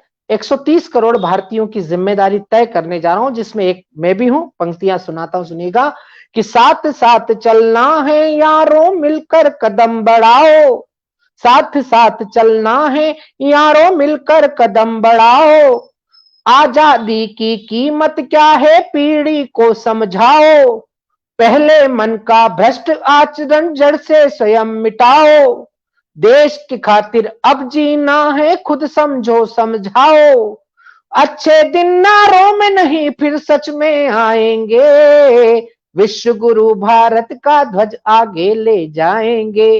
वंदे मातरम, वंदे मातरम, वंदे मातरम, वंदे मातरम, वंदे मातरम। क्या बात, क्या बात है, वंदे क्या बात, बहुत बहुत क्या बात। धन्यवाद। एक गीत आपसे और सुना जाएगा, उसके बाद हम लोग नीरज जी की बात पर आएंगे। और रतन राजपूत जी आप जुड़ी हुई हैं, आपका बहुत बहुत आभार। और सुरेंद्र प्रताप जी, इंदु निगम जी, जितने भी लोग जुड़े हुए हैं, बीच में कुछ और नए लोग जुड़े हैं, सभी को प्रणाम करता हूँ। जितनी उपस्थिति आज पटल पर है, तो मुझे मालूम हो गया कि क्यों आपकी डेट की प्रॉब्लम होती है, क्यों आपसे समय मांगने में दिक्कत होती है। मुझे समझ में आ गया, मुझे आसानी से मिल गए हैं, इसका मतलब ये नहीं है कि आसान है ना। नहीं नहीं, रतन जी बहुत बहुत अपन आभार। अपन तो रितेश सब कुमार नीरज जी, जी के शिष्य हैं। नीरज जी ने कहा था कि जितना कम सामान रहेगा उतना सफर आसान रहेगा। आसान रहेगा। तो ये तो बात निकली ना भैया, आपके गीत से पहले आप ही की बात को सपोर्ट करते हुए कि बड़े लोग ना इसलिए बड़े होते हैं। मुझे लगता है ये भावना हम सब में हर विषय पर होनी चाहिए कि जो मेरे जैसा नहीं है वो गलत है, ऐसा नहीं है। बिल्कुल नहीं। मैं उनसे अलीगढ़ मिलने गया था। जब मेरा पहला संकलन, काव्य संकलन बूढ़ी धूप आया, तो मैं उनसे गुजारिश करने गया था, सर आप इसकी भूमिका अगर लिख देंगे। और ये इस तरह के लोग हैं, ये हुए कुंवर बेचन साहब हुए, आदरणीय लक्ष्मी शंकर वाजपेयी जी हुए, कि ये छोटों का हमेशा हाथ पकड़ के कोशिश करते हैं इनको खड़ा किया जाए। तो मैंने उनसे एक सवाल पूछा था, मुझे आदत है वो सवाल पूछने की, कि दादा आपने इंडस्ट्री, हमारी फिल्म इंडस्ट्री को उस समय छोड़ा जब आप पीक पर थे, नीरज जी के गीत आते थे और हिट होते थे, और सारे क्या बात। मतलब अच्छे बैनर्स कर रहे थे, देवानंद साहब जैसे बड़े बड़े बैनर, शशि कपूर साहब जैसे वो कर रहे थे। तो उन्होंने कहा कि रवि बेटा ऐसा था कि मैं पहले गीत लिखता था, फिर धुन बना करती थी।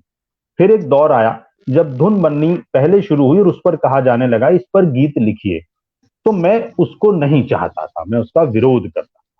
तो मैंने कहा कि हाँ दादा हाँ ये तो गलत बात है, मैंने ऐसा कहा। तो उन्होंने कहा नहीं नहीं, मैंने ये नहीं कहा ये गलत बात, मैं ये कह रहा हूं कि मैं उसमें कंफर्टेबल नहीं था। मैं जो लोग लिख कंफर्टेबल। रहे हैं, जिन्होंने मेरे बाद लिखा है, बहुत अच्छे अच्छे गीत लोग लिख रहे हैं, बहुत अच्छे अच्छे गीत लोगों ने मेरे बाद लिखे हैं, मैं उसमें कंफर्टेबल नहीं था, या कह लीजिए मुझे उसमें लिखने में आनंद नहीं आता था। और आप यकीन माने एक बार उनको देवानंद साहब जाके दोबारा वापस लेकर आए थे, और देव साहब ने उनको जिद की कि आप लिखिए। और खुद नीरज जी की बताई हुई बात है, देखिए इतना बड़ा व्यक्तित्व अपने बारे में भी ऐसी चीजें बोलता है जो लोग छुपाते हैं। तो उन्होंने कहा कि रवि मैं 2 या 3 दिन कोशिश करता रहा कि मैं गीत लिखूं। फिर मैंने कहा कि देव, जिस नीरज को आप ले आए हो उठाकर, ये वो नीरज नहीं है जिसे छोड़ आए थे, मुझे वापस क्या छोड़ आओ, बात। क्योंकि मैं लिख, क्या क्या बात है, बोले ये वो नीरज है ही नहीं जिसको तुम मुझ में ढूंढ रहे हो, मैं वो नीरज नहीं हूं। ये उन्होंने जो बात कही थी, जो मैं कहना चाह रहा था आपके संदर्भ में भी, कि उन्होंने कहा जो मेरे जैसा नहीं है, इसका मतलब ये नहीं कि वो गलत है। चाहे वो मंच की बात हो, साहित्य की बात हो, नहीं, राजनीति की देखिए, बात हो। जी देखिए दोनों तरफ धनाढ्य लोग थे। जी मैंने एक DD1 पर एक इंटरव्यू देखा था आनंद बख्शी साहब का। जी मेरे मन पे छपा हुआ है वो इंटरव्यू। उसके बाद आनंद जी। बख्शी साहब भगवान को प्यारे हो गए। हम्म, आनंद बख्शी साहब से DD1 पर जो परिचारिका थी जिन्होंने इंटरव्यू लिया था, उन्होंने एक बात पूछी थी कि हम्म, आपके इतने गीत हिट हुए हैं, आपने इतने इतने गीत लिखे हैं, हर हम्म। गीत पे आनंद बख्शी का नाम आता है, आपको इतना सब मिला फिल्म इंडस्ट्री से, नाम दाम फेम। आनंद बख्शी एक बड़ा नाम था हिंदी फिल्मी गीतकारों बहुत में। बड़ा, बहुत बड़ा आप नाम था। अगले आप अगले जन्म में क्या बनना चाहेंगे? हम्म, आपको जानकर आश्चर्य होगा। जो लोग हम्म। कहते हैं ना कि हमारे मंच के कवियों का कविता का स्तर गिर रहा है, मैं उन्हें बताना चाहता हूँ। उन्होंने, आनंद बख्शी जी ने कहा, मैं अगले जन्म में संतोष आनंद बनना चाहता हूँ। क्या बात है, क्या बात कितना है। बड़ा आदमी आनंद बख्शी, कितना महान हिमालय के बराबर आदमी। वो कह रहा है कि मैं अगले जन्म में संतोष आनंद बनना संतोष चाहता आनंद। हूँ। क्योंकि संतोष आनंद जी भाई साहब ने जो गीत लिखा वो सुपरहिट। प्रेम बिल्कुल। रोग, जितने गीत लिखे, और तीन सॉन्ग तीन of the film fair millennium, award. एक सॉन्ग ऑफ द हाँ, मिलेनियम, एक मिलेनियम, प्यार का नगमा मिलेनियम है, सॉन्ग जो प्यार का एक प्यार नगमा का है। नगमा है। हाँ। जिंदगी की ना टूटे लड़ी, प्यार कर ले घड़ी दो घड़ी, मैं हूँ प्रेम रोगी।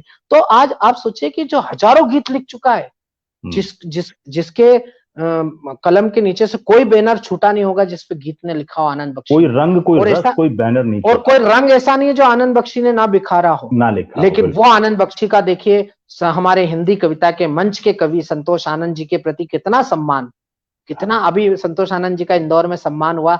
जब मैंने ये संस्मरण सुनाया तो संतोष आनंद खुद रो पड़े। कई लोगों हम्म, की आंखों में मैंने आंसू देखे कि हम्म। आखिर हमारे बड़े लोग सच में कितने बड़े थे। डॉक्टर राहत इंदौरी ने लिखा था कि ये अलग बात है खामोश खड़े रहते हैं, जो हम्म। लोग बड़े हैं वो बड़े रहते हैं। बड़े रहते ऐसे हैं, वाह। ऐसे ऐसे फकीरों से मिलता है हमारा सिजरा, जिनके हाँ, कदमों में कई ताज पड़े रहते हैं। आज पड़े रहते हैं, क्या बात है, क्या तो बात है। सच में हमारे हमारे बड़े लोग थे, उनकी विरासत को बड़ी कारीगरी से संभालने की आवश्यकता है। चाहे वो फिल्मी गीतों की परंपरा हो, चाहे बिल्कुल वो बिल्कुल। एकांकी नाटकों की परंपरा हो, चाहे हम्म, फिल्म लिखने की, फिल्म में अभिनय करने की परंपरा हो। फिल्म का अभिनय भी कोई आसान चीज है क्या? लोग सोचते हैं बड़ा आसान है, लेकिन जो लोग करते हैं, आप तो कैमरा फेस करते हैं, हम तो एक दो एपिसोड रिकॉर्ड करते हैं तो हमको पसीना छूट जाता है, क्योंकि हम तो लाइव परफॉर्मेंस करने वाले लोग हैं। लेकिन जब बिल्कुल। कैमरा, लाइट और वो फ्रेम और कपड़े और उस पे जब कॉन्शियस होते हैं और वो जब हमको शूट होता है, तो हमको लगता है कि यार हमारे फिल्मी कलाकार बहुत कठिन काम करते हैं। बहुत कठिन काम है एक शॉट देना, उसमें अपने ये अभिनय बहुत से वो बड़ी बात बात निकाल आप कर। कह रहे हैं, और ये मुझे लगता है ये एक झगड़े के मूल में, जैसा मैंने अभी 2 दिन पहले एक बात कहा था, सबसे पहले किरण यादव जी, उन्होंने आपको नमस्कार लिखा है, बहुत अच्छी गजलें आजकल कह रही हैं दिल्ली से। किरण यादव जी, आपका स्वागत करता हूँ। लोग कहते हैं कि जो जमीन को लेकर सबसे ज्यादा झगड़े, जड़ जोड़ो जमीन वाला जो मसला है, मुझे लगता है हमारी जो सरहदें हैं सोच की, मैं जो सोचता हूं वही बेहतर है, इस सोच के जो बाहर है वो गलत है। मुझे लगता है दुनिया में सबसे बड़े झगड़े की जड़ आज तक जो रही है, आप झगड़े काउंट कर लीजिए, यही है। और जो जितने बस फैक्टेबल इसमें हैं उतने महान। बस इसमें एक शब्द और जोड़ लीजिए तो सारे झगड़े समाप्त हो जाएंगे। मैं जो सोचता हूँ वो भी बेहतर है, वो भी उसमें बेहतर भी है। लगा लीजिए। हाँ बाकी सब तो बेहतर है ही, हाँ लेकिन वो भी बेहतर है। हाँ। वसीम बरेलवी साहब ने एक शेर लिखा है, छोटी छोटी बातों से तुम बड़े नहीं हो पाओगे, हम्म। तंग गली से निकलोगे तब खुली सड़क पर आओगे। वाह वाह। जो लोग दूसरे को या दूसरे की विधा को छोटा समझते हैं, आप क्या समझते हैं? हिंदी की वाचिक परंपरा में अपने आप को स्थापित करना इतना आसान काम है क्या? आसान नहीं है, एक बिल्कुल। हजार कवि होते हैं रवि भाई, 1,000 कवि एक शहर में। कितने हम्म। होते हैं? 1,000। 1000 कम से कम, उसमें से बिल्कुल। उसमें से एक कवि दुनिया में पहुंचता है, अखिल भारतीय मंचों पर पहुंचता है। तो क्या हम्म हम ये मान ले कि 999 कवि बेकार थे? नहीं, हम्म नौ हम्म सौ निन्यानवे कवि उस कवि से भी अच्छे कवि थे, लेकिन हम्म। उनको अवसर नहीं मिला। अवसर। वाह। आप क्या बात। अवसर की अनुपलब्धता को अगर खुद की श्रेष्ठता मानते हैं तो आपसे ज्यादा भ्रम में कोई नहीं है। कोई नहीं है, बिल्कुल बिल्कुल बिल्कुल। आपको ये कतई भ्रम नहीं पालना चाहिए कि आप श्रेष्ठ हैं। आपसे ज्यादा श्रेष्ठ लोग नीचे बैठकर आपको सुनते हैं, तालियां बजाते हैं आपकी क्या बात बात, पर। बहुत बहुत। वो ये हमसे बहुत वो कमाल बात हमसे की आपने। वो हमसे कई गुना बड़े कवि होते हैं, हम्म जो हमारी महीनों की लिखी हुई बात को मिनटों में ताली बजाकर समझ जाते हैं कि अच्छा लिखा है कि बुरा लिखा है। हम्म ये तो हमारा भ्रम है कि हम उनको कमतर आंकते हैं। या हम्म आपके अंदर का जो कवि है उसकी समृद्धि का जो संकीर्णता है उसका सूचक है। अगर आप अंदर से समृद्ध हैं तो आप अपने सामने बैठे हुए व्यक्ति को हमेशा अपने से श्रेष्ठ मानेंगे, और जब आप अपने से श्रेष्ठ उसको मानेंगे तो निश्चित रूप से आप उससे श्रेष्ठ अपने आप होते चले जाएंगे। क्या बात। ये एक स्वाभाविक प्रक्रिया है।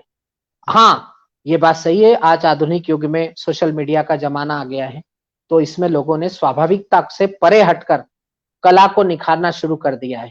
और रवि भाई, कला का क्षेत्र आज भी उतना ही स्वाभाविक है जितना 60 साल पहले था। पहले, हाँ, बिल्कुल।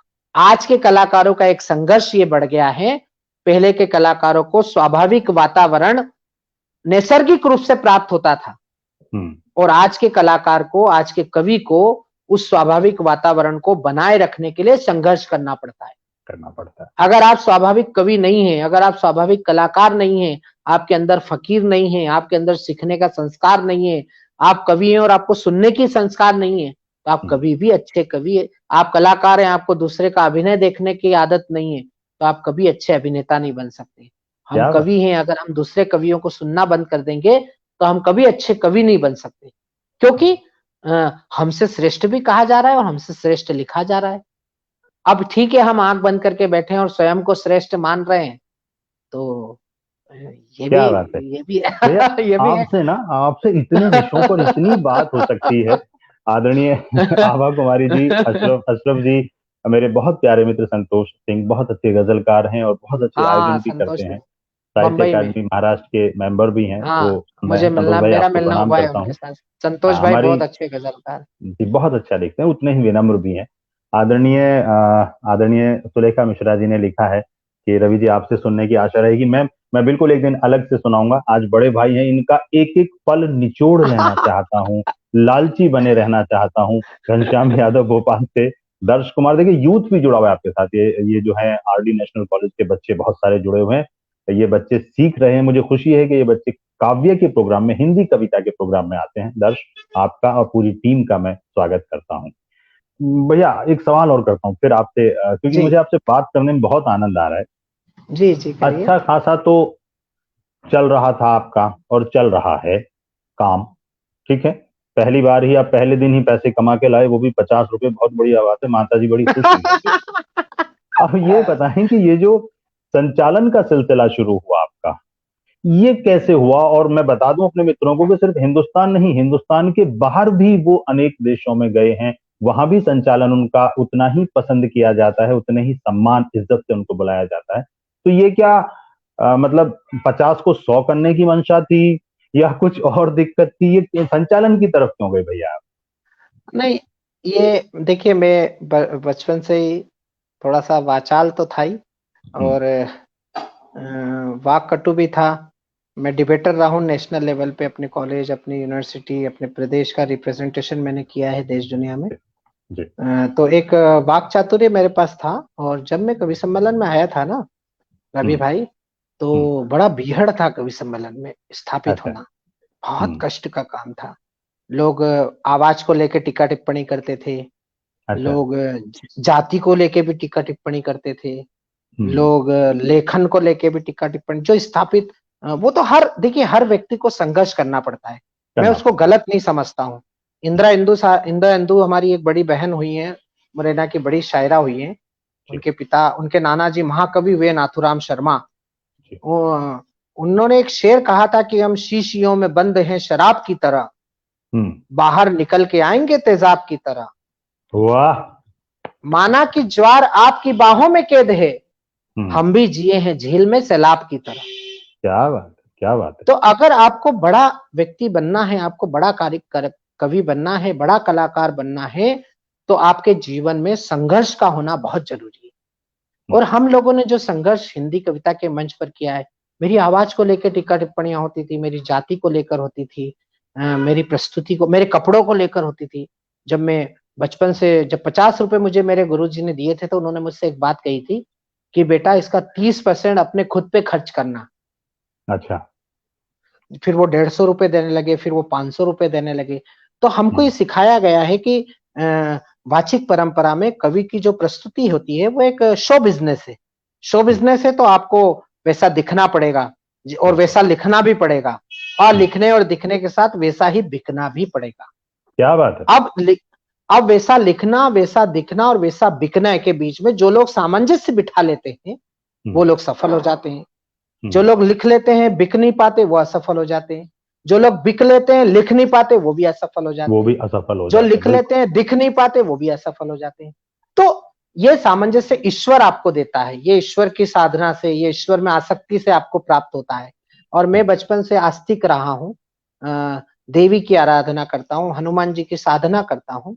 और उसके बाद फिर मैंने जब बोलना शुरू किया, तो मेरी वाणी का जादू बचपन से ही लोगों के सर चढ़ के बोलता था। तो मैंने कविता पढ़ते पढ़ते संचालन शुरू कर दिया। और अब मुझे आपके इंटरव्यू पे कहना नहीं चाहिए, लेकिन उस समय जिन लोगों से मेरी प्रतिस्पर्धा थी वो भी संचालक थे। तो फिर हम्म। मैंने सोचा कि भाई जिस पहलवान को कुश्ती में हराना है तो उसका उसी का दाव लगाना पड़ता है, ये कुश्ती का अच्छा। नियम होता है। तो फिर मतलब मैंने आपने सारी चीजों का सामंजस्य है आप अपने आप में। लेकिन बहुत आपकी बातों में ना एक्चुअल वो तजुर्बा है। और ये तजुर्बा किताबों से सिर्फ नहीं आ सकता, क्योंकि जो आप जिंदगी से हाँ सीखते हैं वो और इसीलिए शायद जब आप बोलते ना, देखिए हम इतनी देर से बात कर रहे हैं, इतने मंत्रमुग्ध होकर मैं सुन रहा हूं आपको। मैं तो व्यक्तिगत तौर पर भी कई बार आपको सुन चुका हूं, मेरा सौभाग्य है। लेकिन क्योंकि आपकी बातें दिल से आती हैं, ये बहुत जो तजुर्बा है ना आपका, वो वाकई कमाल है। अच्छा, एक चीज और ये सवाल भी पूछ ही लेता हूँ, या पहले एक भैया, मुझे कई लोगों ने लिखा है कि एक बहुत देर हो गया है, बहुत देर हो गई है, कि कोई एक कविता, कोई एक गीत या जो भी आप सुनाना चाहें। और हमारे साथ राजेश बादल बहुत बेहतरीन लिख रहे हैं आजकल, लखनऊ से, हाँ, राजेश तो बादल। पुलिस डिपार्टमेंट में है जी और जी बहुत जी अच्छा लिखते हैं। जी तरुण जी। साहू जी, शुभम त्यागी जी, जो भी देवेंद्र सिसोदिया जी, जो शुभम भी नए त्यागी मित्र हमारी जुड़े हैं। छोटी बहन है, मेरठ में जी। रहती है। जी जी, सबको प्रणाम करता हूँ। वसुंधरा राय जी, राजकुमार रंजन जी, रश्मि चौधरी जी तो बनी ही हुई हैं। विक्रांत माथुर बहुत अच्छे म्यूजिक डायरेक्टर हैं, हमारे साथ उन्होंने बहुत सारे गीत किए हुए हैं, तो उनको भी स्वागत करता हूँ विक्रांत साहब का। जी भैया, कोई गीत हो जाए और उसके बाद जो है मैं आपसे थोड़े से। मैं जी। एक नया गीत आपको सुनाता हूँ, सुनिए, जी। है ना।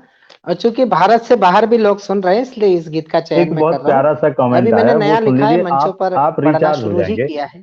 हाँ, एक प्यारा सा कमेंट सुन लीजिए। हरिओम सिंह जी हैं, उन्होंने लिखा है, आज जियो का नेट रिचार्ज सफल हो गया, आप जैसी विभूतियों को देखकर सादर प्रणाम। जितने भी लोगों के रिचार्ज हुए थे और जितने भी लोगों का जो नेट कर चुका है, मैं और भैया उसके लिए आपका आभार करते हैं। कृपया नेट बनाए रखें, रिचार्ज करते रहें। जी। जियो और जीने दो की संस्कृति का देश महान, जीव दया का हमने दुनिया को सौंपा संज्ञान। जीना भी सम्मान जहां पर, जीना भी सम्मान जहां पर, मरना भी सम्मान। ये है हिंदुस्तान हमारा प्यारा हिंदुस्तान, प्यारा हिंदुस्तान है जग में न्यारा हिंदुस्तान, न्यारा हिंदुस्तान है जहां से प्यारा हिंदू। अब मैंने हिंदुस्तान के चित्र बनाए हैं अलग अलग। पहला चित्र रख रहा हूं आप लोगों के सामने कि आंसू से आंसू, खुशियों से खुशियां यहाँ उगी हैं, आंसू से आंसू, खुशियों से खुशियां यहाँ उगी हैं, धड़कन धड़कन दया क्षमा सद्भावों बीच पगी है, क्या पूनम क्या हुई अमावस हमने सबको पूजा, जीव दया से बढ़कर कोई धर्म नहीं है दूजा, देव धरा के कण कण में जहां बसते हैं भगवान, देव धरा के कण कण में जहां बसते हैं भगवान, इस दुनिया में सब जीवों का हम रखते हैं ध्यान, ये है हिंदुस्तान हमारा प्यारा हिंदुस्तान, प्यारा हिंदुस्तान है जग में न्यारा हिंदुस्तान। और पूरी दुनिया को जो हिंदुस्तान ने दिया है वो शायद कोई देश दे पाए। पंक्तियां पढ़ रहा हूं कि सर्वे भवंतु सुखिनः का हम पाठ पढ़ाते आए। मेरे मित्र हैं सुरेंद्र सिंह राजपूत, हम सफर देवास में मेरे साथ ट्रस्ट में काम करते हैं। वो मुझे इस बंद पर बहुत आशीर्वाद देते हैं, बड़ा सहयोग करते हैं, बड़ी दुआएं देते हैं। वो भी इस पटल पर सुन रहे हैं, मैं उन्हें भेंट कर रहा हूं। सुनिएगा कि सर्वे भवंतु सुखिनः का हम पाठ पढ़ाते आए, सर्वे भवंतु सुखिनः का हम पाठ पढ़ाते आए, और शांति के लिए धनुष पर बाण चढ़ाते आए, वस्तु और विषय अपनाया केवल जगत भलाई, प्राण गंवा कर मान बढ़ाती पूजी हुई कलाई, सर्वधर्म समभाव शांति का भारत है उपमान, सर्वधर्म समभाव शांति का भारत है उपमान, दुनिया को परिवार मानकर हम करते सम्मान, ये है हिंदुस्तान हमारा प्यारा हिंदुस्तान, प्यारा हिंदुस्तान है जग में न्यारा हिंदुस्तान, न्यारा हिंदुस्तान है जहां से प्यारा हिंदुस्तान। और एक बंद और एक चित्र और देखिए। हिंदुस्तान बलिदान की परंपरा का देश है।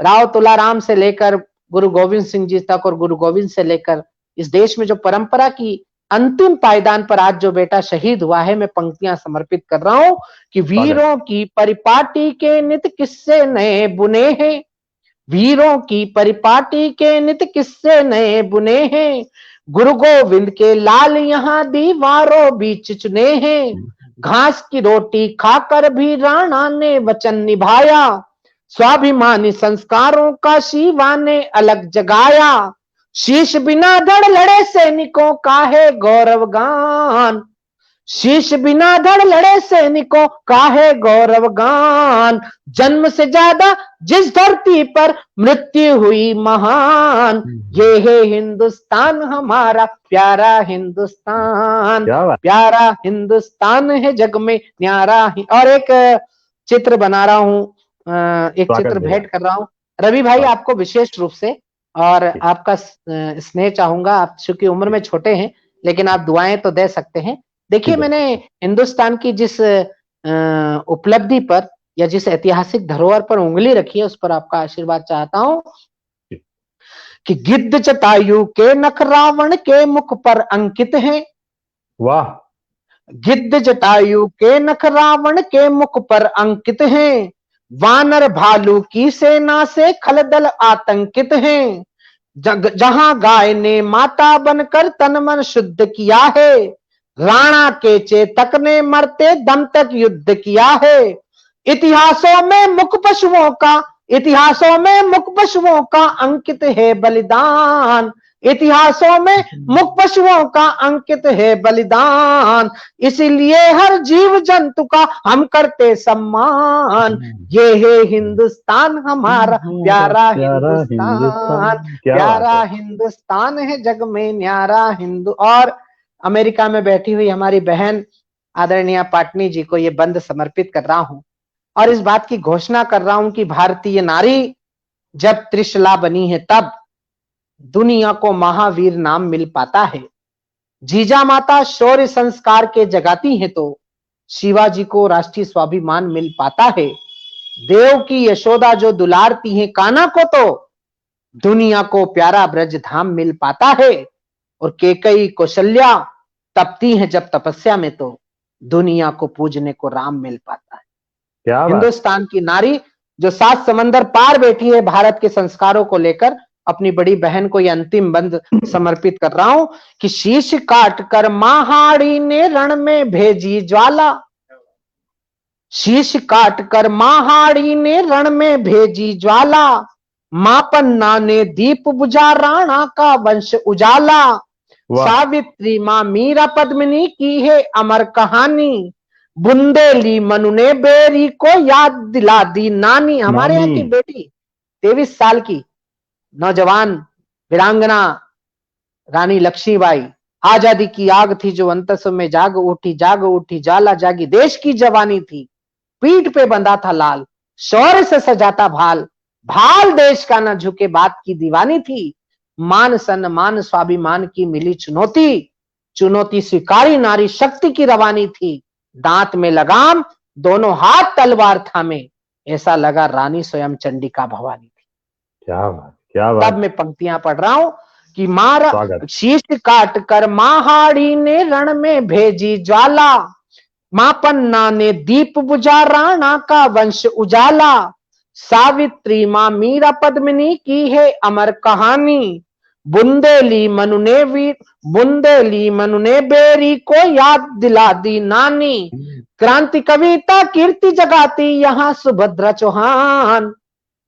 वाह वाह। क्रांति कविता कीर्ति जगाती यहां सुभद्रा चौहान, कल्पना सुनीता ने दुनिया को दे दी नई उड़ान, ये है हिंदुस्तान हमारा प्यारा हिंदुस्तान, प्यारा हिंदुस्तान है जग में नारा हिंदुस्तान, जियो और जीने दो की संस्कृति का देश महान, जीव दया का हमने दुनिया को सौंपा संज्ञान, जीना भी सम्मान जहां पर, जीना भी सम्मान जहां पर, मरना भी सम्मान, ये है हिंदुस्तान हमारा प्यारा हिंदुस्तान। वाह वाह वाह वाह वाह, क्या बात है भैया। और वाकई पूरे हिंदुस्तान के गौरव के लिए और खासतौर से नारी शक्ति के लिए जो आपने ये गीत सुनाया है, वाकई जितने लोग जुड़े हुए हैं और कितने कमेंट्स आए हैं, अगर मैं वो सारे बताऊं तो वाकई बहुत समय निकल जाएगा। लोकेश मृदुल जी लगातार कमेंट्स कर रहे हैं,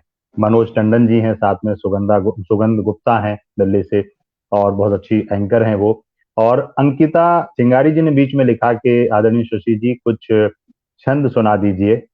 पलिकेंद्र अरोड़ा जी ने लिखा कि आज पूर्ण परिचय हुआ शशिकांत जी का। वाह, कितने मैं सब लोगों के कमेंट्स नहीं ले पा रहा हूँ क्योंकि वो आगे निकल जाते हैं, लेकिन मेरे लिए सभी बराबर सम्माननीय है, सभी का सम्मान है भैया, कमाल। इसलिए देखिए ये होता है, मैंने कहा था ना कि उनको पकड़ना आसान नहीं, बहुत मुश्किल है। पकड़ में आए हैं तो फिर पूरा समय भी देते हैं। और एक ये जो उन्होंने एक बात कही कि कोई एक व्यक्ति किसी गांव से निकलकर अगर विश्व स्तर पर या राष्ट्रीय स्तर पर भी अपनी पहचान बनाता है तो वो यूं ही नहीं बनाता, उसके अंदर कुछ तो होता है कि वो लोगों को बांध ले। मैं भैया आपको प्रणाम भी करता हूँ, धन्यवाद भी करता हूँ। धन्यवाद करने का ये मतलब बिल्कुल नहीं कि हम आयोजन समाप्ति की तरफ है, बिल्कुल भी नहीं है। भाभी ने भले ही पीछे से बर्तन गिराए हों, आप बोलिएगा कि तुम्हारे देवर ने रोक के रखा हुआ था, जाने नहीं दूंगा मैं आपको। भाभी ने नहीं, बच्चों ने गिराए। चेतन चर्चित भाई जुड़े हुए हैं, खुद बहुत अच्छे कवि, बहुत अच्छा उनका नाम है चेतन चर्चित जी का, आपका स्वागत करता हूं। और मैं एक चीज बताएं, आप जितने एकदम सौम्य हैं, बड़े मृदुल मृदुल बात करते हैं आप, मीठे मीठे, इसके अलावा आपका एक और भी रूप है, जो आपसे जुड़े लोग हैं वो जानते हैं कि आप मजाक आपकी हर बात में होता है। आज तो फिर भी आप थोड़ा सा संभाल के चल रहे, अदरवाइज होता है। और आप मंचों पे संचालन करते हैं, कविताएं सुनाने जाते हैं, और मैंने देखा कमेंट्स भी खूब करते हैं वहां से, आप जिस पर चाहे कर दें। कभी फंसे हैं मजाक करके? कभी ऐसे आदमी से किसी से मजाक किया होता है ना, मजाक जिससे करते हैं उसका भी एक लेवल होना चाहिए, नहीं तो फंस जाता है आदमी। कभी ऐसा हुआ है कि कोई ऐसा मजाक आपने किया हो जो सच में हास्य व्यंगी है और सामने वाले का वो स्तर ना हो? तो ऐसा कभी मौका आया? आपका तो इतना तजुर्बा है मंचों का। हाँ, ऐसा तो कई बार होता है कि आप बात बोलते कुछ हैं, समझी कुछ और जाती है, फिर उसको परिमार्जित करके रेखांकित कुछ और की जाती है। तो हम लोग क्या है कि इन सब चीजों की ज्यादा परवाह करते नहीं है, क्योंकि हम बोलते साफ दिल से हैं। कई बार क्या होता है कि सच्चाई निकल जाती है तो लोगों को बुरा लग जाता है, तो हम उसकी ज्यादा फिर परवाह भी नहीं करते हैं, क्योंकि हमने एक शेर किसी का सुन रखा है कि किसी की याद ना आए ख्याल बढ़ जाए, दुआ करो किसी ये की याद कयामत ना से आए, रात कट जाए। क्या किसी किसी की की याद याद ना ना आए? आए ख्याल बढ़ जाए, हम्म। दुआ करो ये कयामत से रात कट जाए, हम आईना है दिखाएंगे दाग चेहरों के, जिन्हें खराब लगे वो सामने से हट जाए। वाह तो वाह ये ये वाह। तो ये तो अपनी जिंदगी का हिस्सा है, अपने मिशन का एक पार्ट है कि अगर डर गए तो फिर काहे के कवि।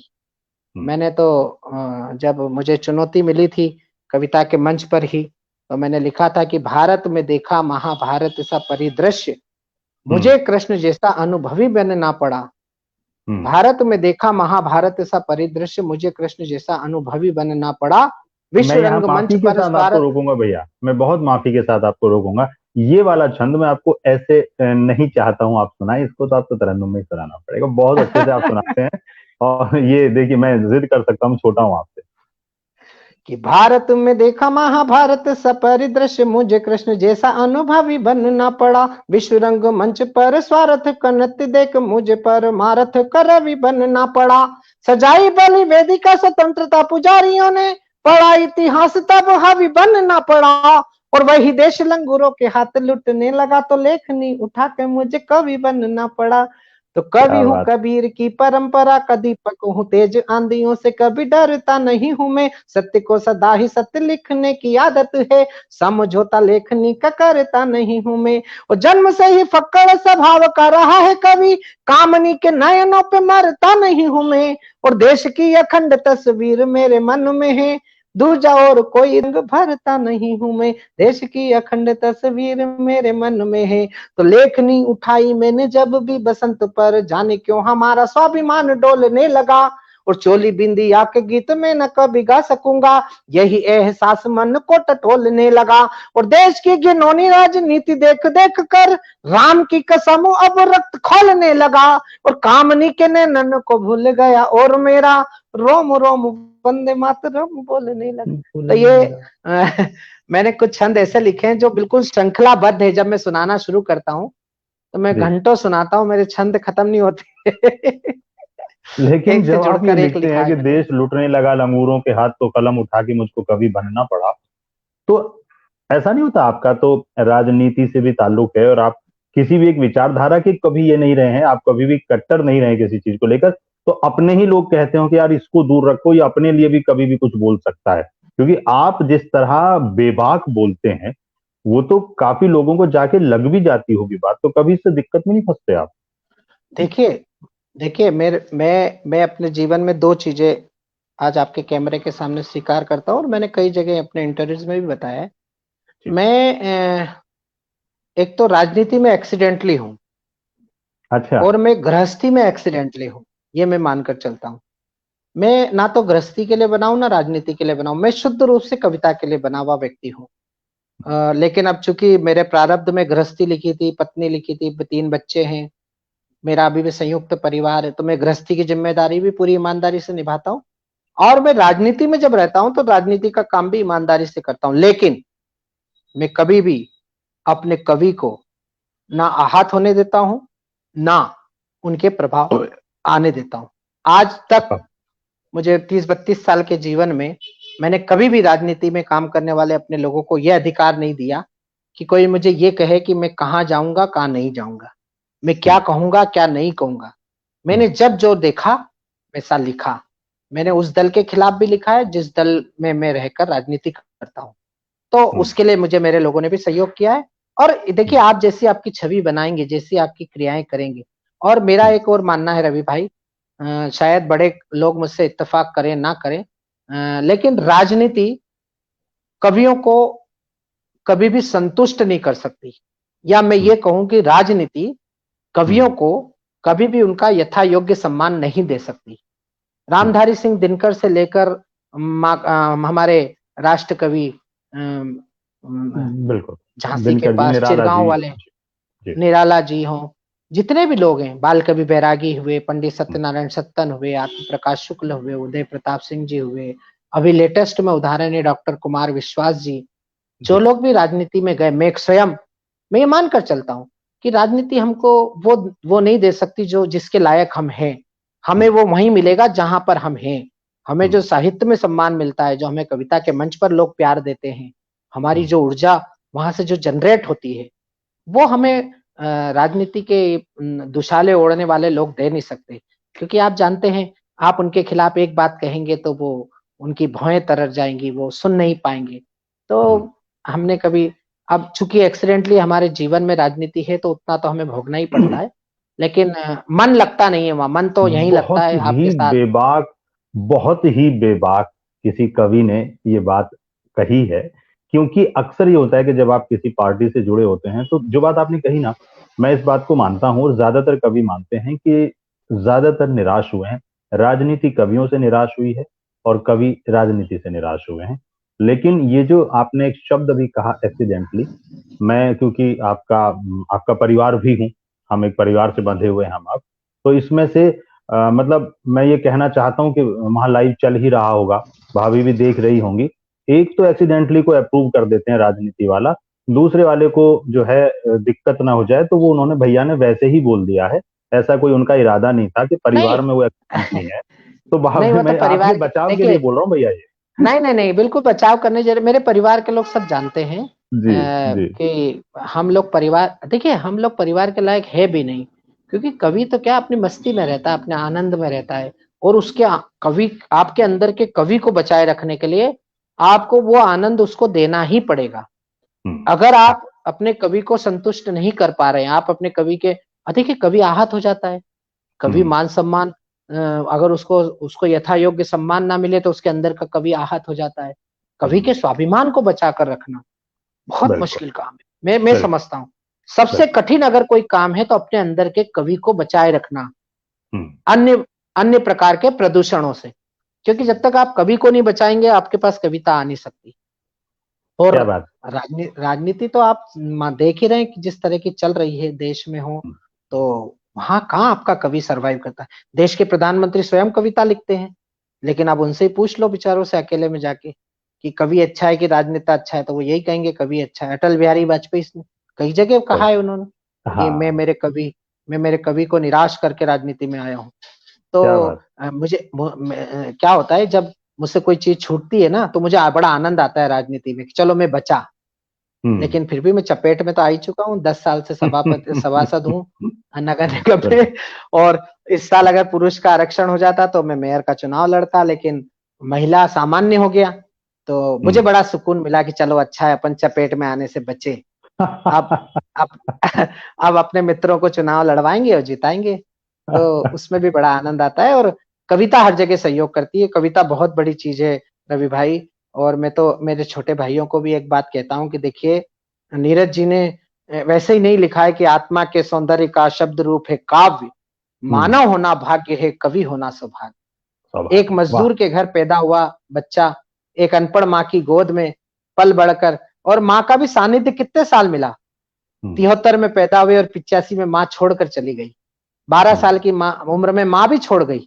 लेकिन हम्म उन 12 सालों में जो संस्कार माँ ने कविता के दिए सुनने हम्म के, आज वो संस्कारों की बेला जिस तरह से फल फूल रही है, तो निश्चित हम्म रूप से कवि होना या कवि जैसा होना भी बहुत बड़ी बात है। इसलिए उस हम्म बड़े जो उपलब्धि है, बड़ी जो नेमत है आपके पास ईश्वर की, जो हम्म दाता की विधाता की आपको नेमत है। मेरा एक मुक्तक है कि फूल की खुशबू को मुट्ठी में छुपाते क्यों हो, हम्म, गैर के हिस्से पे हाथ खुद का जताते क्यों हो, क्यों हो। जिसकी झोली में जो है वो उसी की रहमत है, उसकी हम्म, पूंजी पे ताला खुद का लगाते क्यों। लगाते क्यों हो, क्या बात है, तो क्या बात आज है। आपको हमको जो कला मिली है, जो कविता मिली है, जो अभिनय मिला है, ये ईश्वर की देन है। तो इसे संभाल कर, सजा कर, संजो कर रखने की जिम्मेदारी भी हमारी है। और अगर रखेंगे तो निश्चित रूप से इसका यश पीढ़ियों को मिलेगा। आप, हमारी पीढ़ियां सुधर जाएंगी इस यश से, ऐसा मैं क्या मानकर बात। चलता हूँ। कितना, देखिए आपकी आवाज का जो एक आपने कहा ना, जिसके लिए आपने कहा कि लोगों ने कई बार आप पर कमेंट्स भी किए, मैं दावे के साथ बोलता हूँ कि इतने सारे कमेंट्स आपके सिर्फ इस, आपका जो तरीका है, आपकी जो आवाज है, और सबसे बड़ी बात है ये कोई क्योंकि बनावटी नहीं है, क्योंकि सीधा दिल से आ रही है, क्योंकि प्लान करके नहीं बोला गया है। वाकई मैं कमेंट्स नहीं ले पा रहा हूँ। कविता यादव जी हैं हमारे साथ, कृपा सिंधु जी जुड़े हुए हैं, कृपा सिंधु यादव जी चंडीगढ़ से, बहुत अच्छे सामाजिक कार्य करता है। रेणुका किशन जी, हमारे कृष्ण भूटानी जी, आवाज की दुनिया का बहुत बड़ा नाम थे, उनकी पत्नी है और खुद भी बहुत अच्छा कार्य सामाजिक कर रही है। सरिता सिंह जी हैं। आनंदा पटनी जी लगातार बनी हुई है। गंगा पांडे जी ने आपको प्रणाम लिखा है, नमस्कार लिखा है। और कवि अभिषेक अर्जरिया जी हैं।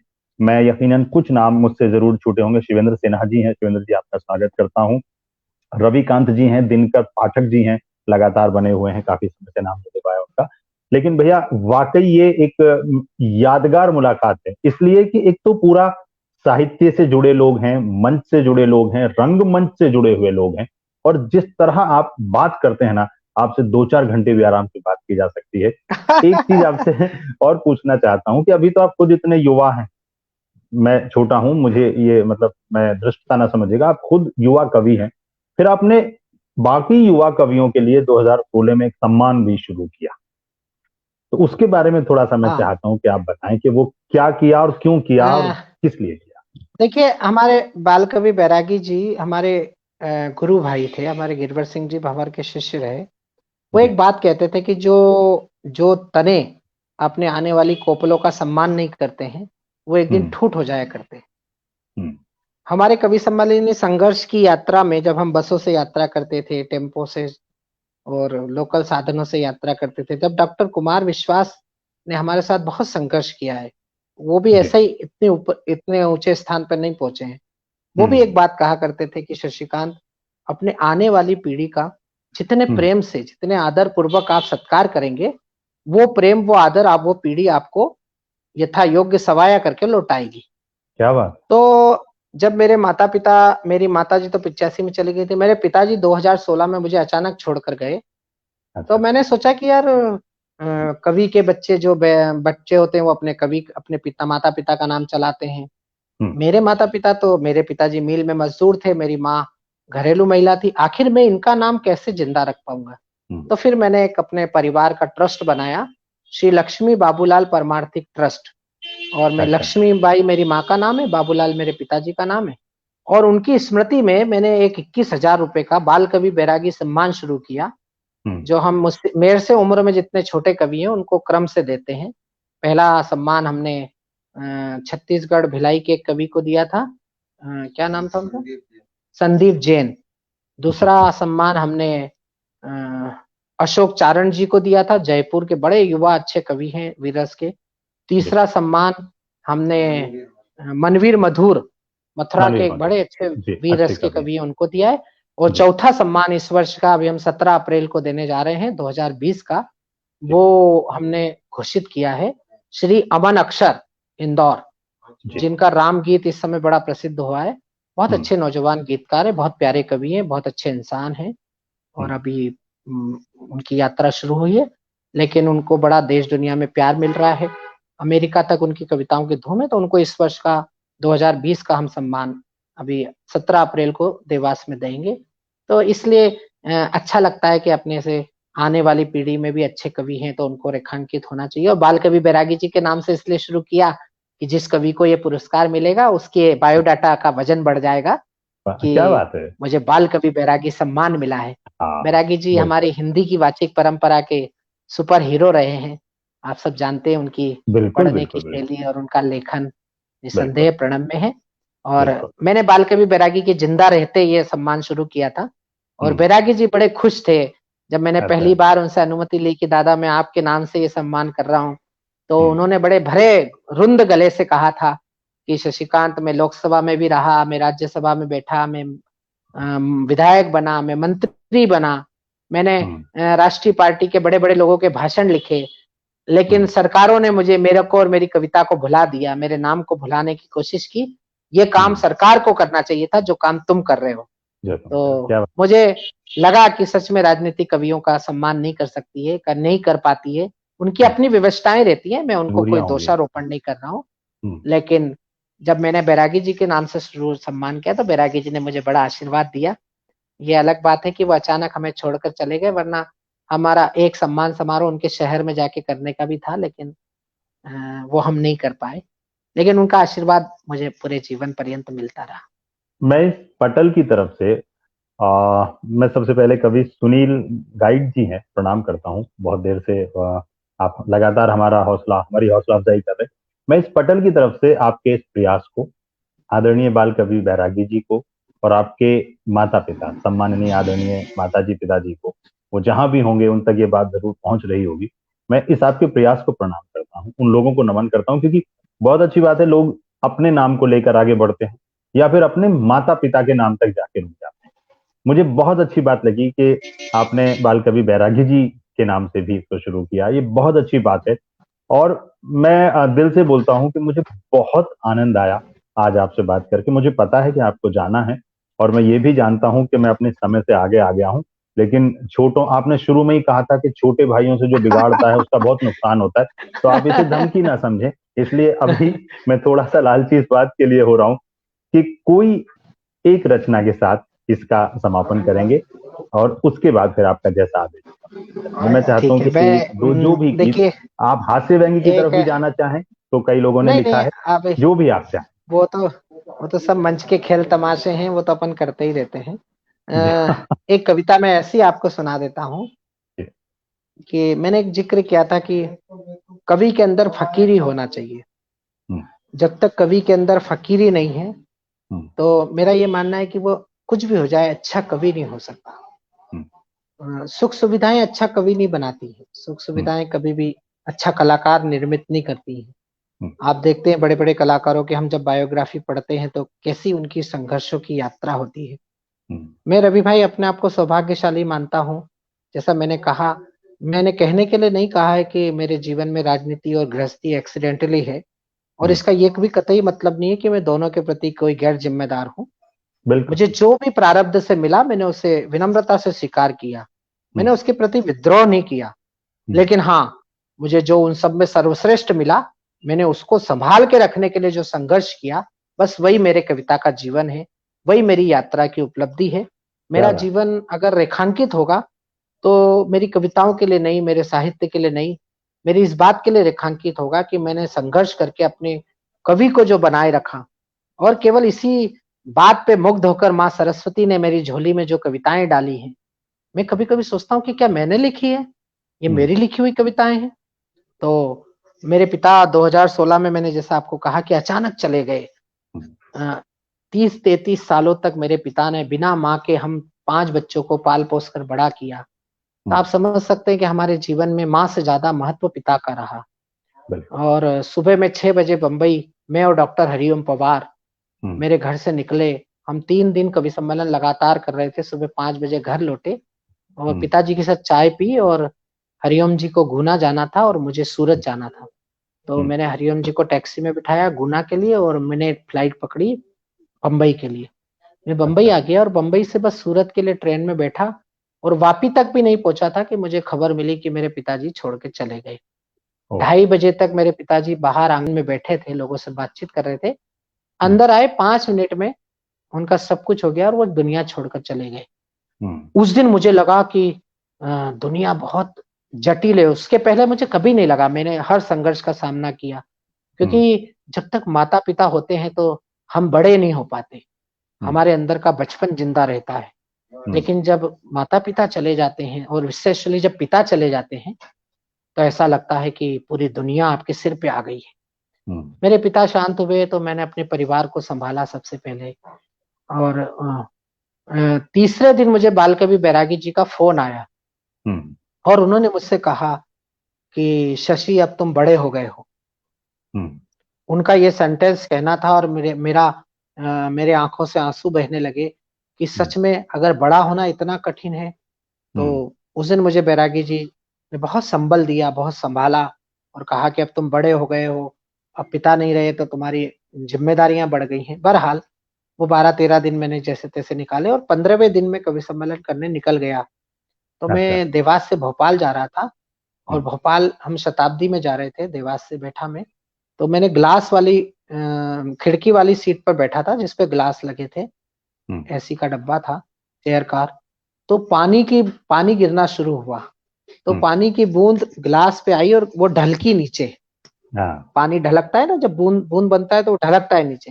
बस बिल्कुल। वहां से एक मुखड़ा हुआ, और हम्म। मैंने गीत कहा और मैं ये मानता हूँ, खैर ये दावा नहीं करना चाहिए, थोड़ी सी धृष्टता होती है, लेकिन फिर भी अगर कविता जैसा कुछ मेरे पास है तो वो ये कविता है जो मैं आपको सुनाने जा रहा हूँ। स्वागत और स्वागत। मुझे बहुत अच्छा लगा आपसे चर्चा करके, आपके कार्यक्रम में आकर। और मुझे सबसे अच्छा ये लगा कि आप हर क्षेत्र के लोगों को जो जोड़ रहे हैं, आपस में जो सामंजस्य बिठा रहे हैं। जैसे आज आपने मुझे अपनी बात रखने का अवसर दिया, निश्चित रूप से मेरी बात जिन हमारे बड़े महनीय साहित्यकारों ने सुनी होगी, निश्चित रूप से वो हमारे मंच के कवियों के थोड़े से करीब जरूर आएंगे। और अगर क्या वो बात। आ गए तो निश्चित रूप से मेरा आपके पटल पर आना सार्थक हो जाएगा। और मैं और बस अगर यही ये चाहता हूँ दूरी कि एक दूरियां सूत खत्म, भर भी, एक सूत भर भी अगर ये कहीं कम होती है ये दूरियां दूरियां, खत्म होनी चाहिए। तो आप बात मेरी मेहनत मानेंगे, मैंने सफल है। ज्ञानपीठ पुरस्कार प्राप्त उपन्यासकार पंकज सुबीर जी को मैं मंच पर लेके आता हूँ। वो मंच हम्म। पर जाते नहीं है, मैं हम्म। जिद करता हूँ, तो साल में 3-4 मंच वो मेरे कारण पढ़ते हैं। अशोक ठीक। जमनानी जी जो बड़े हम्म। कहानीकार हैं, मैं वो भी कविताएं ठीक। लिखते हैं। हम्म। वो कई बार मुझसे कहते हैं कि शशिकांत जी हम मंच के लायक नहीं। मैंने कहा नहीं भाई साहब, आपका मंच पर बैठना महत्वपूर्ण है। हम्म। आपके और हमारे बीच की दूरियां खत्म होनी चाहिए। मंच हम्म। के कवियों को ये लगना चाहिए कि नहीं यार, ये लोग बहुत बड़े लोग हैं। और हम्म। आप लोगों को ये लगना चाहिए कि हम जो काम कर रहे हैं, जो कर्तव्यगिरी कर रहे हैं, जो जादूगरी कर रहे हैं, या ये कहें जो जोकरगिरी कर रहे हैं, उसके हम्म। पीछे भी एक बड़ा मिशन क्या है, बात है भाषा को यार। लेकर, हाँ हाँ हाँ हाँ कविता हाँ को हाँ। लेकर। अगर ये दूरियां दोनों के बीच की कम हो जाए तो हम्म। निश्चित रूप से हमारे ये जो समालोचना तो होनी चाहिए, लेकिन जो हम कुंठा से भर के आलोचना करते हैं, और सोशल मीडिया पे तो आप देख ही रहे हैं, हमारे हम्म। वाचिक परंपरा के लोग ही कुछ कुछ गैर जिम्मेदार बातें लिखते हैं। हम्म। अंदर जिनको घर में चर्चा करनी चाहिए वो चौराहे पर जाकर करते हैं। तो हम्म। उससे हमारी विधा का नुकसान होता है, परिवार का नुकसान होता है। मैं मैं एक इस कविता बात का आपको दर्द सुनाता हूँ। भैया, जब भी आपने जिक्र किया तो इस बात का दर्द शायद मैं इसलिए महसूस थोड़ा सा करता हूँ कि जिस दुनिया में मैं हूँ, मैं बहुत ही छोटा सा हिस्सा हूँ फिल्म इंडस्ट्री का। लेकिन जिस परिवार में आप होते हैं उसके प्रति आपकी जिम्मेदारी बनती है और आप उसको समझते हैं, भले आप उसके बड़े हिस्से हों या छोटा हिस्सा हो। मैं बहुत छोटा छोटा सा हिस्सा हूँ। फिल्म इंडस्ट्री का। जब कभी कोई हमारी इंडस्ट्री के लिए बोलता है तो मैं सोचता हूँ कि ये कितने अज्ञान में है, इसको कुछ भी नहीं पता इंडस्ट्री के बारे में। सच इस बात को बोलता हूँ, पिछले दिनों भी जितना हंगामा हुआ, ऐसे ऐसे लोग हैं। आप रात में 2 बजे लोगों को याद करें तो वो 2 बजे आपके घर पर सहयोग के लिए खड़े होंगे। मैं इस शहर की बात करता हूँ, मैं उत्तर प्रदेश से आया सही हूँ, बात। मैं मुंबई में रहता हूँ। मैं इस शहर की बात करता हूँ, फिल्म इंडस्ट्री के लोगों की बात करता हूँ। और जब कोई बहुत सोशल मीडिया पे, क्योंकि ज्ञानी लोग बहुत ज्यादा हैं, तो जब कभी कोई माँ बहन की गाली दे के इंडस्ट्री को लिखता है, तो मैं ये सोचता हूँ कि जिस तरह ये मेरे बारे में अज्ञानता, मेरे बारे में मतलब हमारी लाइन के बारे में, मैं तो कुछ नहीं हूँ, लिख रहा है, तो जिनको मैं मान रहा हूँ गलत, भाषा का संयम तो हम लोग हमेशा ही रखते हैं, हो सकता है वो भी उतने गलत ना हो। ये मेरा क्या अज्ञान है हो सकता उन्होंने, हाँ उन्होंने क्या देखा नहीं है ना, बहुत दूर है। से देख रहे हैं। बहुत और दूर एक से। मैंने किसी विद्वान से एक सेंटेंस सुना था जी। कि जब आप किसी को कमतर आंक रहे हैं, हम्म। जब आप किसी को बहुत कम छोटा समझ रहे हैं, तो या हम्म। तो आप उसको बहुत दूर से देख रहे हैं या फिर हम्म। बहुत गुरूर से देख रहे हैं। हम्म। आप जिस दिन दूर से और गुरूर से देखना बंद कर देंगे, निश्चित रूप से आप उससे प्रेम करने लगेंगे। अब मैं हम्म। अंतिम रूप से आपको वो कविता सुना देता हूँ जिस कविता जी। की मैंने मैं एक भूमिका एक बनाई है। उपस्थिति और दर्ज करा दूं, राजीव बटिया जी हमारे साथ जुड़े हुए हैं, सीनियर आईपीएस हैं, बहुत अच्छा लिखते हैं, बहुत अच्छी कविताएं लिखते हैं। अच्छा, तो मैं राजीव चाहता भाटिया हूँ। जी हमारे बहुत जी प्यारे राजीव जी, छोटे भाई राजीव हैं। जी स्वागत है आपका। हाँ हाँ हाँ, जी। वो तो जी। प्रणम्य व्यक्ति है, हमारे छोटे भाई हैं, लेकिन और मैं उनकी लिखते भी बड़ी, बहुत कमाल है। जी बिल्कुल। हाँ लिखते भी कमाल है, और लिखने से ज्यादा वो व्यक्ति बहुत अच्छे हैं। हाँ, जी लिखना बिल्कुल तो बिल्कुल। सब बहुत सारे लोग अच्छा लिख लेते हैं, लेकिन अच्छे व्यक्ति नहीं हो पाते। राजीव जी भाटिया स्वागत जी है को आप। मैं पढ़ा, मैं उनके परिवार से भी मिला हूं, मुझे बहुत प्रेम है उनके प्रति। मैं एक कविता जी सुनाता हूँ सर स्वागत। कि आसमां से आंसुओं तक बह रही है जिंदगी, आसमां से आंसुओं तक बह रही है जिंदगी। ध्यान से सुन लो जरा कुछ, ध्यान से सुन लो जरा कुछ, कह रही है जिंदगी। आसमां से आंसुओं तक बह रही है जिंदगी। जान क्या क्या पा लिया है, खुद को ना पाया कभी। जान क्या क्या पा लिया है, खुद को ना पाया कभी। सांस की सरगम पे मन का गीत ना गाया कभी। चाहतों की राह पर जो भी मिला दो चार पल, मुड़ गया अपनी डगर वो, कुछ हमारे साथ चल। चलते चलते दूर कितने आ गए खुद से निकल। बेखुदी के जंगलों में रह रही है जिंदगी। बेखुदी के जंगलों में रह रही है जिंदगी। ध्यान से सुन लो जरा कुछ कह रही है जिंदगी। आसमां से आंसुओं तक बह रही है जिंदगी। और ये बंद पढ़ रहा हूं रवि भाई, आप बहुत अच्छे से समझेंगे। और जितने मेरे कवि मित्र, कलाकार, लिखने पढ़ने वाले लोग, कला के प्रति समर्पित जितने लोग हैं, वो इस एपिसोड को सुन रहे होंगे, निश्चित रूप से वो मेरे मर्म तक समझेंगे कि जो भी हिस्से में मिला था, जो भी हिस्से में मिला था, वो भी औरों का हुआ। जो भी हिस्से में मिला था, वो भी औरों का हुआ। जिसको अपना मानता था, वो भी गैरों का हुआ। लाभ हानि यश या अपयश सब विधि के हाथ है। जानते हैं सत्य फिर भी क्यों वहम के साथ है। साधा है हमने सभी को, साधा है हमने सभी को, फिर भी खाली हाथ है। कामनाओं की अगन में दह रही है जिंदगी। कामनाओं की अगन में दह रही है जिंदगी। ध्यान से सुन लो जरा कुछ, ध्यान से सुन लो जरा कुछ कह रही है जिंदगी। आसमां से आंसुओं तक बह रही है जिंदगी। आसमां से, अंतिम बंद सुनिएगा, कि जो हमारा था हमारा होके कितने दिन रहा। सुबह 6 बजे जिस व्यक्ति के साथ जो आपके जीवन की सब कुछ है, आप चाय पी के निकले हो, 2:30 बजे आपको ये सूचना मिल जाए कि वो नहीं रहा। पंक्तियां पढ़ रहा हूं कि जो हमारा था हमारा। अच्छा, एक और भ्रम में हम जीते हैं पूरे जीवन को, ये मेरा भ्रम टूटा। हमको ऐसा लगता है जब तक हमारे माता पिता हमारे साथ होते हैं तो हमको ऐसा लगता है कि ये कभी जाएंगे ही नहीं छोड़े। हम बहुत बड़े भ्रम में जीते हैं, वैसे ही हमारे बच्चों को लगता होगा। तो मैंने यहां से बंद कहा है कि जो हमारा था हमारा, जो हमारा था हमारा, होके कितने दिन रहा। सांस गिनती की बची तू, जाने क्या क्या गिन रहा। जिंदगी का सार गति है, ध्यान से चलना हमें। तम के बादल को हरा कर दीप सा जलना हमें।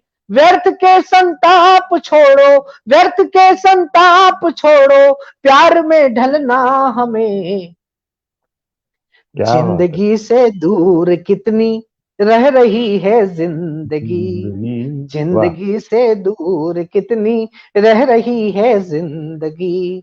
ध्यान से सुन लो जरा कुछ, ध्यान से सुन लो जरा कुछ कह रही है जिंदगी।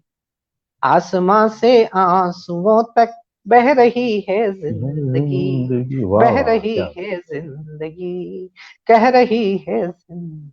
बहुत बहुत धन्यवाद रवि भाई, आपसे कैसे मतलब कैसे मंत्र मुग्ध हो जा रहे हैं हम सब लोग आपको सुनते हुए।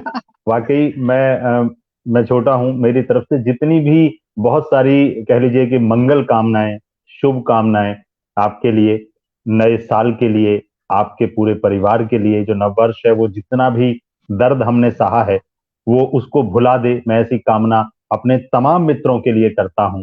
जितने भी यहाँ जुड़े हैं, जो नहीं भी जुड़े हैं, जो हमारे हैं, पूरे विश्व के लिए करता हूं। मैं जाने से पहले आपसे जी एक चीज और, सभी श्रोताओं से एक ही बात कहना चाहता हूं कि हर अंधेरे के बाद होगी एक उजाली सुबह। बस यही सोच के हर रात हमने काटी है। वाह। मैंने 80 रुपए महीने में अखबार बांटे हैं देवास में, 40 रुपए में पोस्टर चिपकाए हैं। हर संघर्ष के बाद जो एक उजियाला होता है कि हर अंधेरे के बाद होगी एक उजाली सुबह, बस यही सोच के हर रात हमने काटी है, हम्म, हजार जख्म मिले हैं जहान से हमको, हमने बदले में भी मुस्कान उनको बांटी है। बात ही है, तो क्या बात है। आप सब अपने तो जीवन में मैं उत्साह बनाए इससे रखिए। पहले कि हम ये आयोजन समाप्त करें भैया, मैं एक चीज जरूर कहना चाहता हूँ, और ये वाकई दिल से, मैं नहीं सब लोग ऐसा मानते होंगे। आभासी दुनिया में जुड़े हुए हम लोग जितने भी हैं, उनमें से कुछ को हम व्यक्तिगत तौर पर मिले हैं, कुछ के नंबर हमारे पास हैं, कुछ को हम बिल्कुल नहीं मिले, और कुछ से शायद कभी मुलाकात भी नहीं होगी, लेकिन हम फिर भी एक परिवार हैं।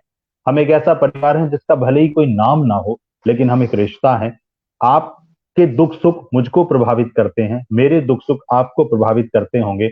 मैं जरूर यहाँ से एक नाम आज लेना चाहता हूँ कि इस परिवार से जब कोई व्यक्ति चला जाता है, जैसा आपने आदरणीय बाबूजी के लिए कहा, तो वो हम भले ही मिले नहीं होते, लेकिन वो हमको बहुत, हमारे लिए बहुत मायने रखता है।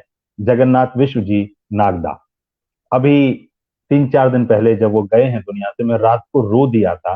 मैं उनसे कभी मिला नहीं था, 4-6 महीने पुराना रिश्ता हमारा था, और हमेशा सहयोग के लिए तैयार रहते थे, कभी भी कोई बात हो। दूसरों की कविताएं उनके नाम से फोटो के साथ डाल के नए कवियों को वो करते थे, और मैं उस दिन जब लाइव कर रहा था, तो मुझे पता नहीं क्यों 2-3 बार याद आए कि आज जगन्नाथ जी नहीं दिख रहे हैं, आज विश्व जी नहीं दिख रहे हैं, अदरवाइज वो होते थे लाइव।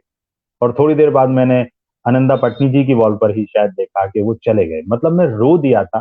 तो ये जो रिश्ता है, इसकी जो खुशबू है हम सबके बीच में, वो बनी रहे, हम सब कुशल से रहें, क्योंकि हम भी एक बंधन में, एक रिश्ते में हम सब लोग बंधे हुए हैं। भोलानाथ कुशवाहा जी अभी बहुत सीनियर कवि हैं, वो अभी जुड़े हैं, उनको प्रणाम करता हूँ। और मैं ये चाहता हूँ जाते जाते भैया आपसे, जो आपका 35-37 साल का बहुत कामयाब सफर है, बिल्कुल जीरो से, गांव से शुरू करके एक बंदा सिंगापुर तक पहुंचता है, जो नए बच्चे हैं, जो लिख रहे हैं, जो आपसे जूनियर हैं, उनके लिए मैं चाहता हूं कि आप कुछ मार्गदर्शन, कुछ दो बातें कहें, और उसके बाद हम लोग विदा। मैं एक ही बात कहना चाहता हूँ अपने नए छोटे भाइयों से, खूब पढ़िए, खूब अच्छा पढ़ेंगे तो खूब अच्छा लिखेंगे, खूब अच्छा सुनेंगे तो खूब अच्छा सुनाएंगे। हम्म, और अपने पीछे जो लोग 5-7 लोग बैठते हैं, हमें 5,000 की भीड़ की चिंता नहीं करनी है कि वो कितनी ताली बजा रही है, नहीं बजा रही है।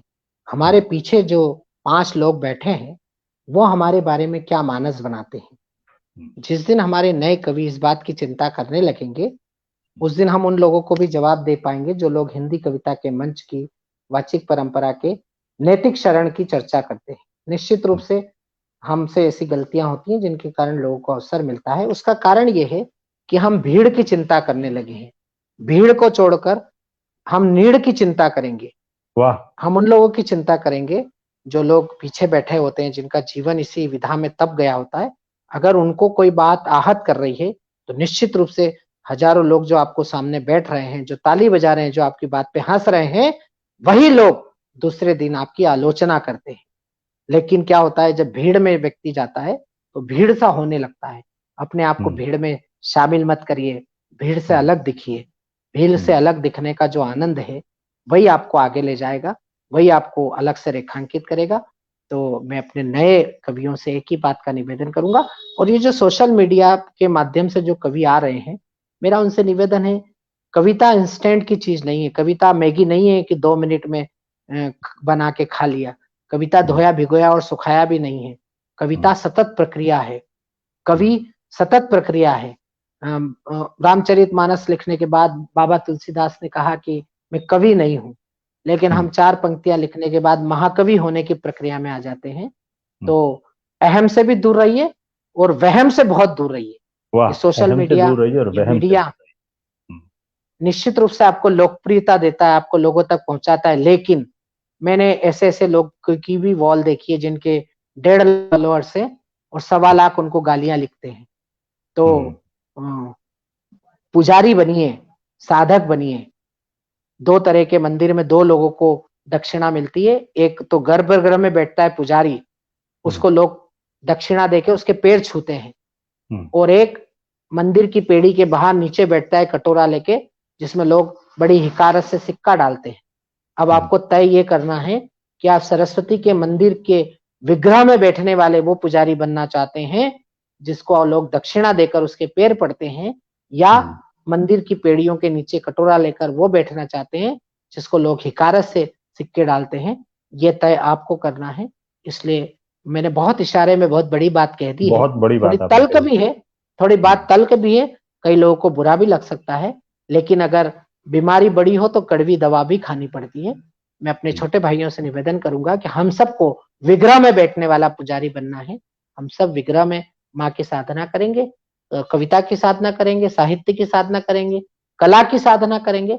और कला का क्षेत्र ऐसा है, आप जितना उसकी साधना करेंगे उससे सवाया आपको प्राप्त होगा, निश्चित रूप से प्राप्त होगा। आज नहीं क्या तो बात। कल प्राप्त होगा, कल नहीं तो परसों प्राप्त होगा। आप उस समय का इंतजार करिए और सतत साधना में लगे रहिए। एक ना एक दिन ये लहर आप तक आएगी और आपको इतना लवरेज कर देगी कि आप अपने आप को पहचान नहीं पाएंगे। बहुत बहुत धन्यवाद। भैया मेरी तरफ से, पूरे पटल की तरफ से एक तो बहुत बहुत धन्यवाद। आपने समय निकाला, करीब 2 घंटे का समय इस तरह गुजरा है कि पता ही नहीं चला 2 घंटे। और आपको अभी और कितने घंटों सुना जा सकता है, इसके लिए आभार करता हूं। मैंने आप पर हक जताया था, आपने उसका मान रखा। और हम सब की तरफ से आपको, पूरे परिवार को नए साल की बहुत सारी शुभकामनाएं।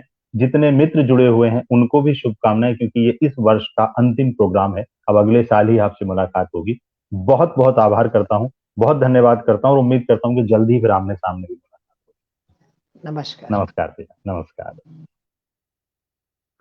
ये वाकई एक यादगार प्रस्तुति। और मुझे इस बात की खुशी है कि जिस तरीके से सभी मित्रों का सहयोग बना रहता है, उनका साथ बना रहता है, वो मुझको भी और जो हमारे मेहमान होते हैं उनको भी एक संबल देता है। मैं देख रहा हूं कि आदरणीय ज्योत्सना जी, आनंदा पटनी जी, राजेश बादल जी, बहुत सारे मित्र, मैं सभी के नाम, बॉक्सर शरद ठाकुर जी, बहुत सारे मित्र हैं जो शुरू से अंत तक बने हुए हैं।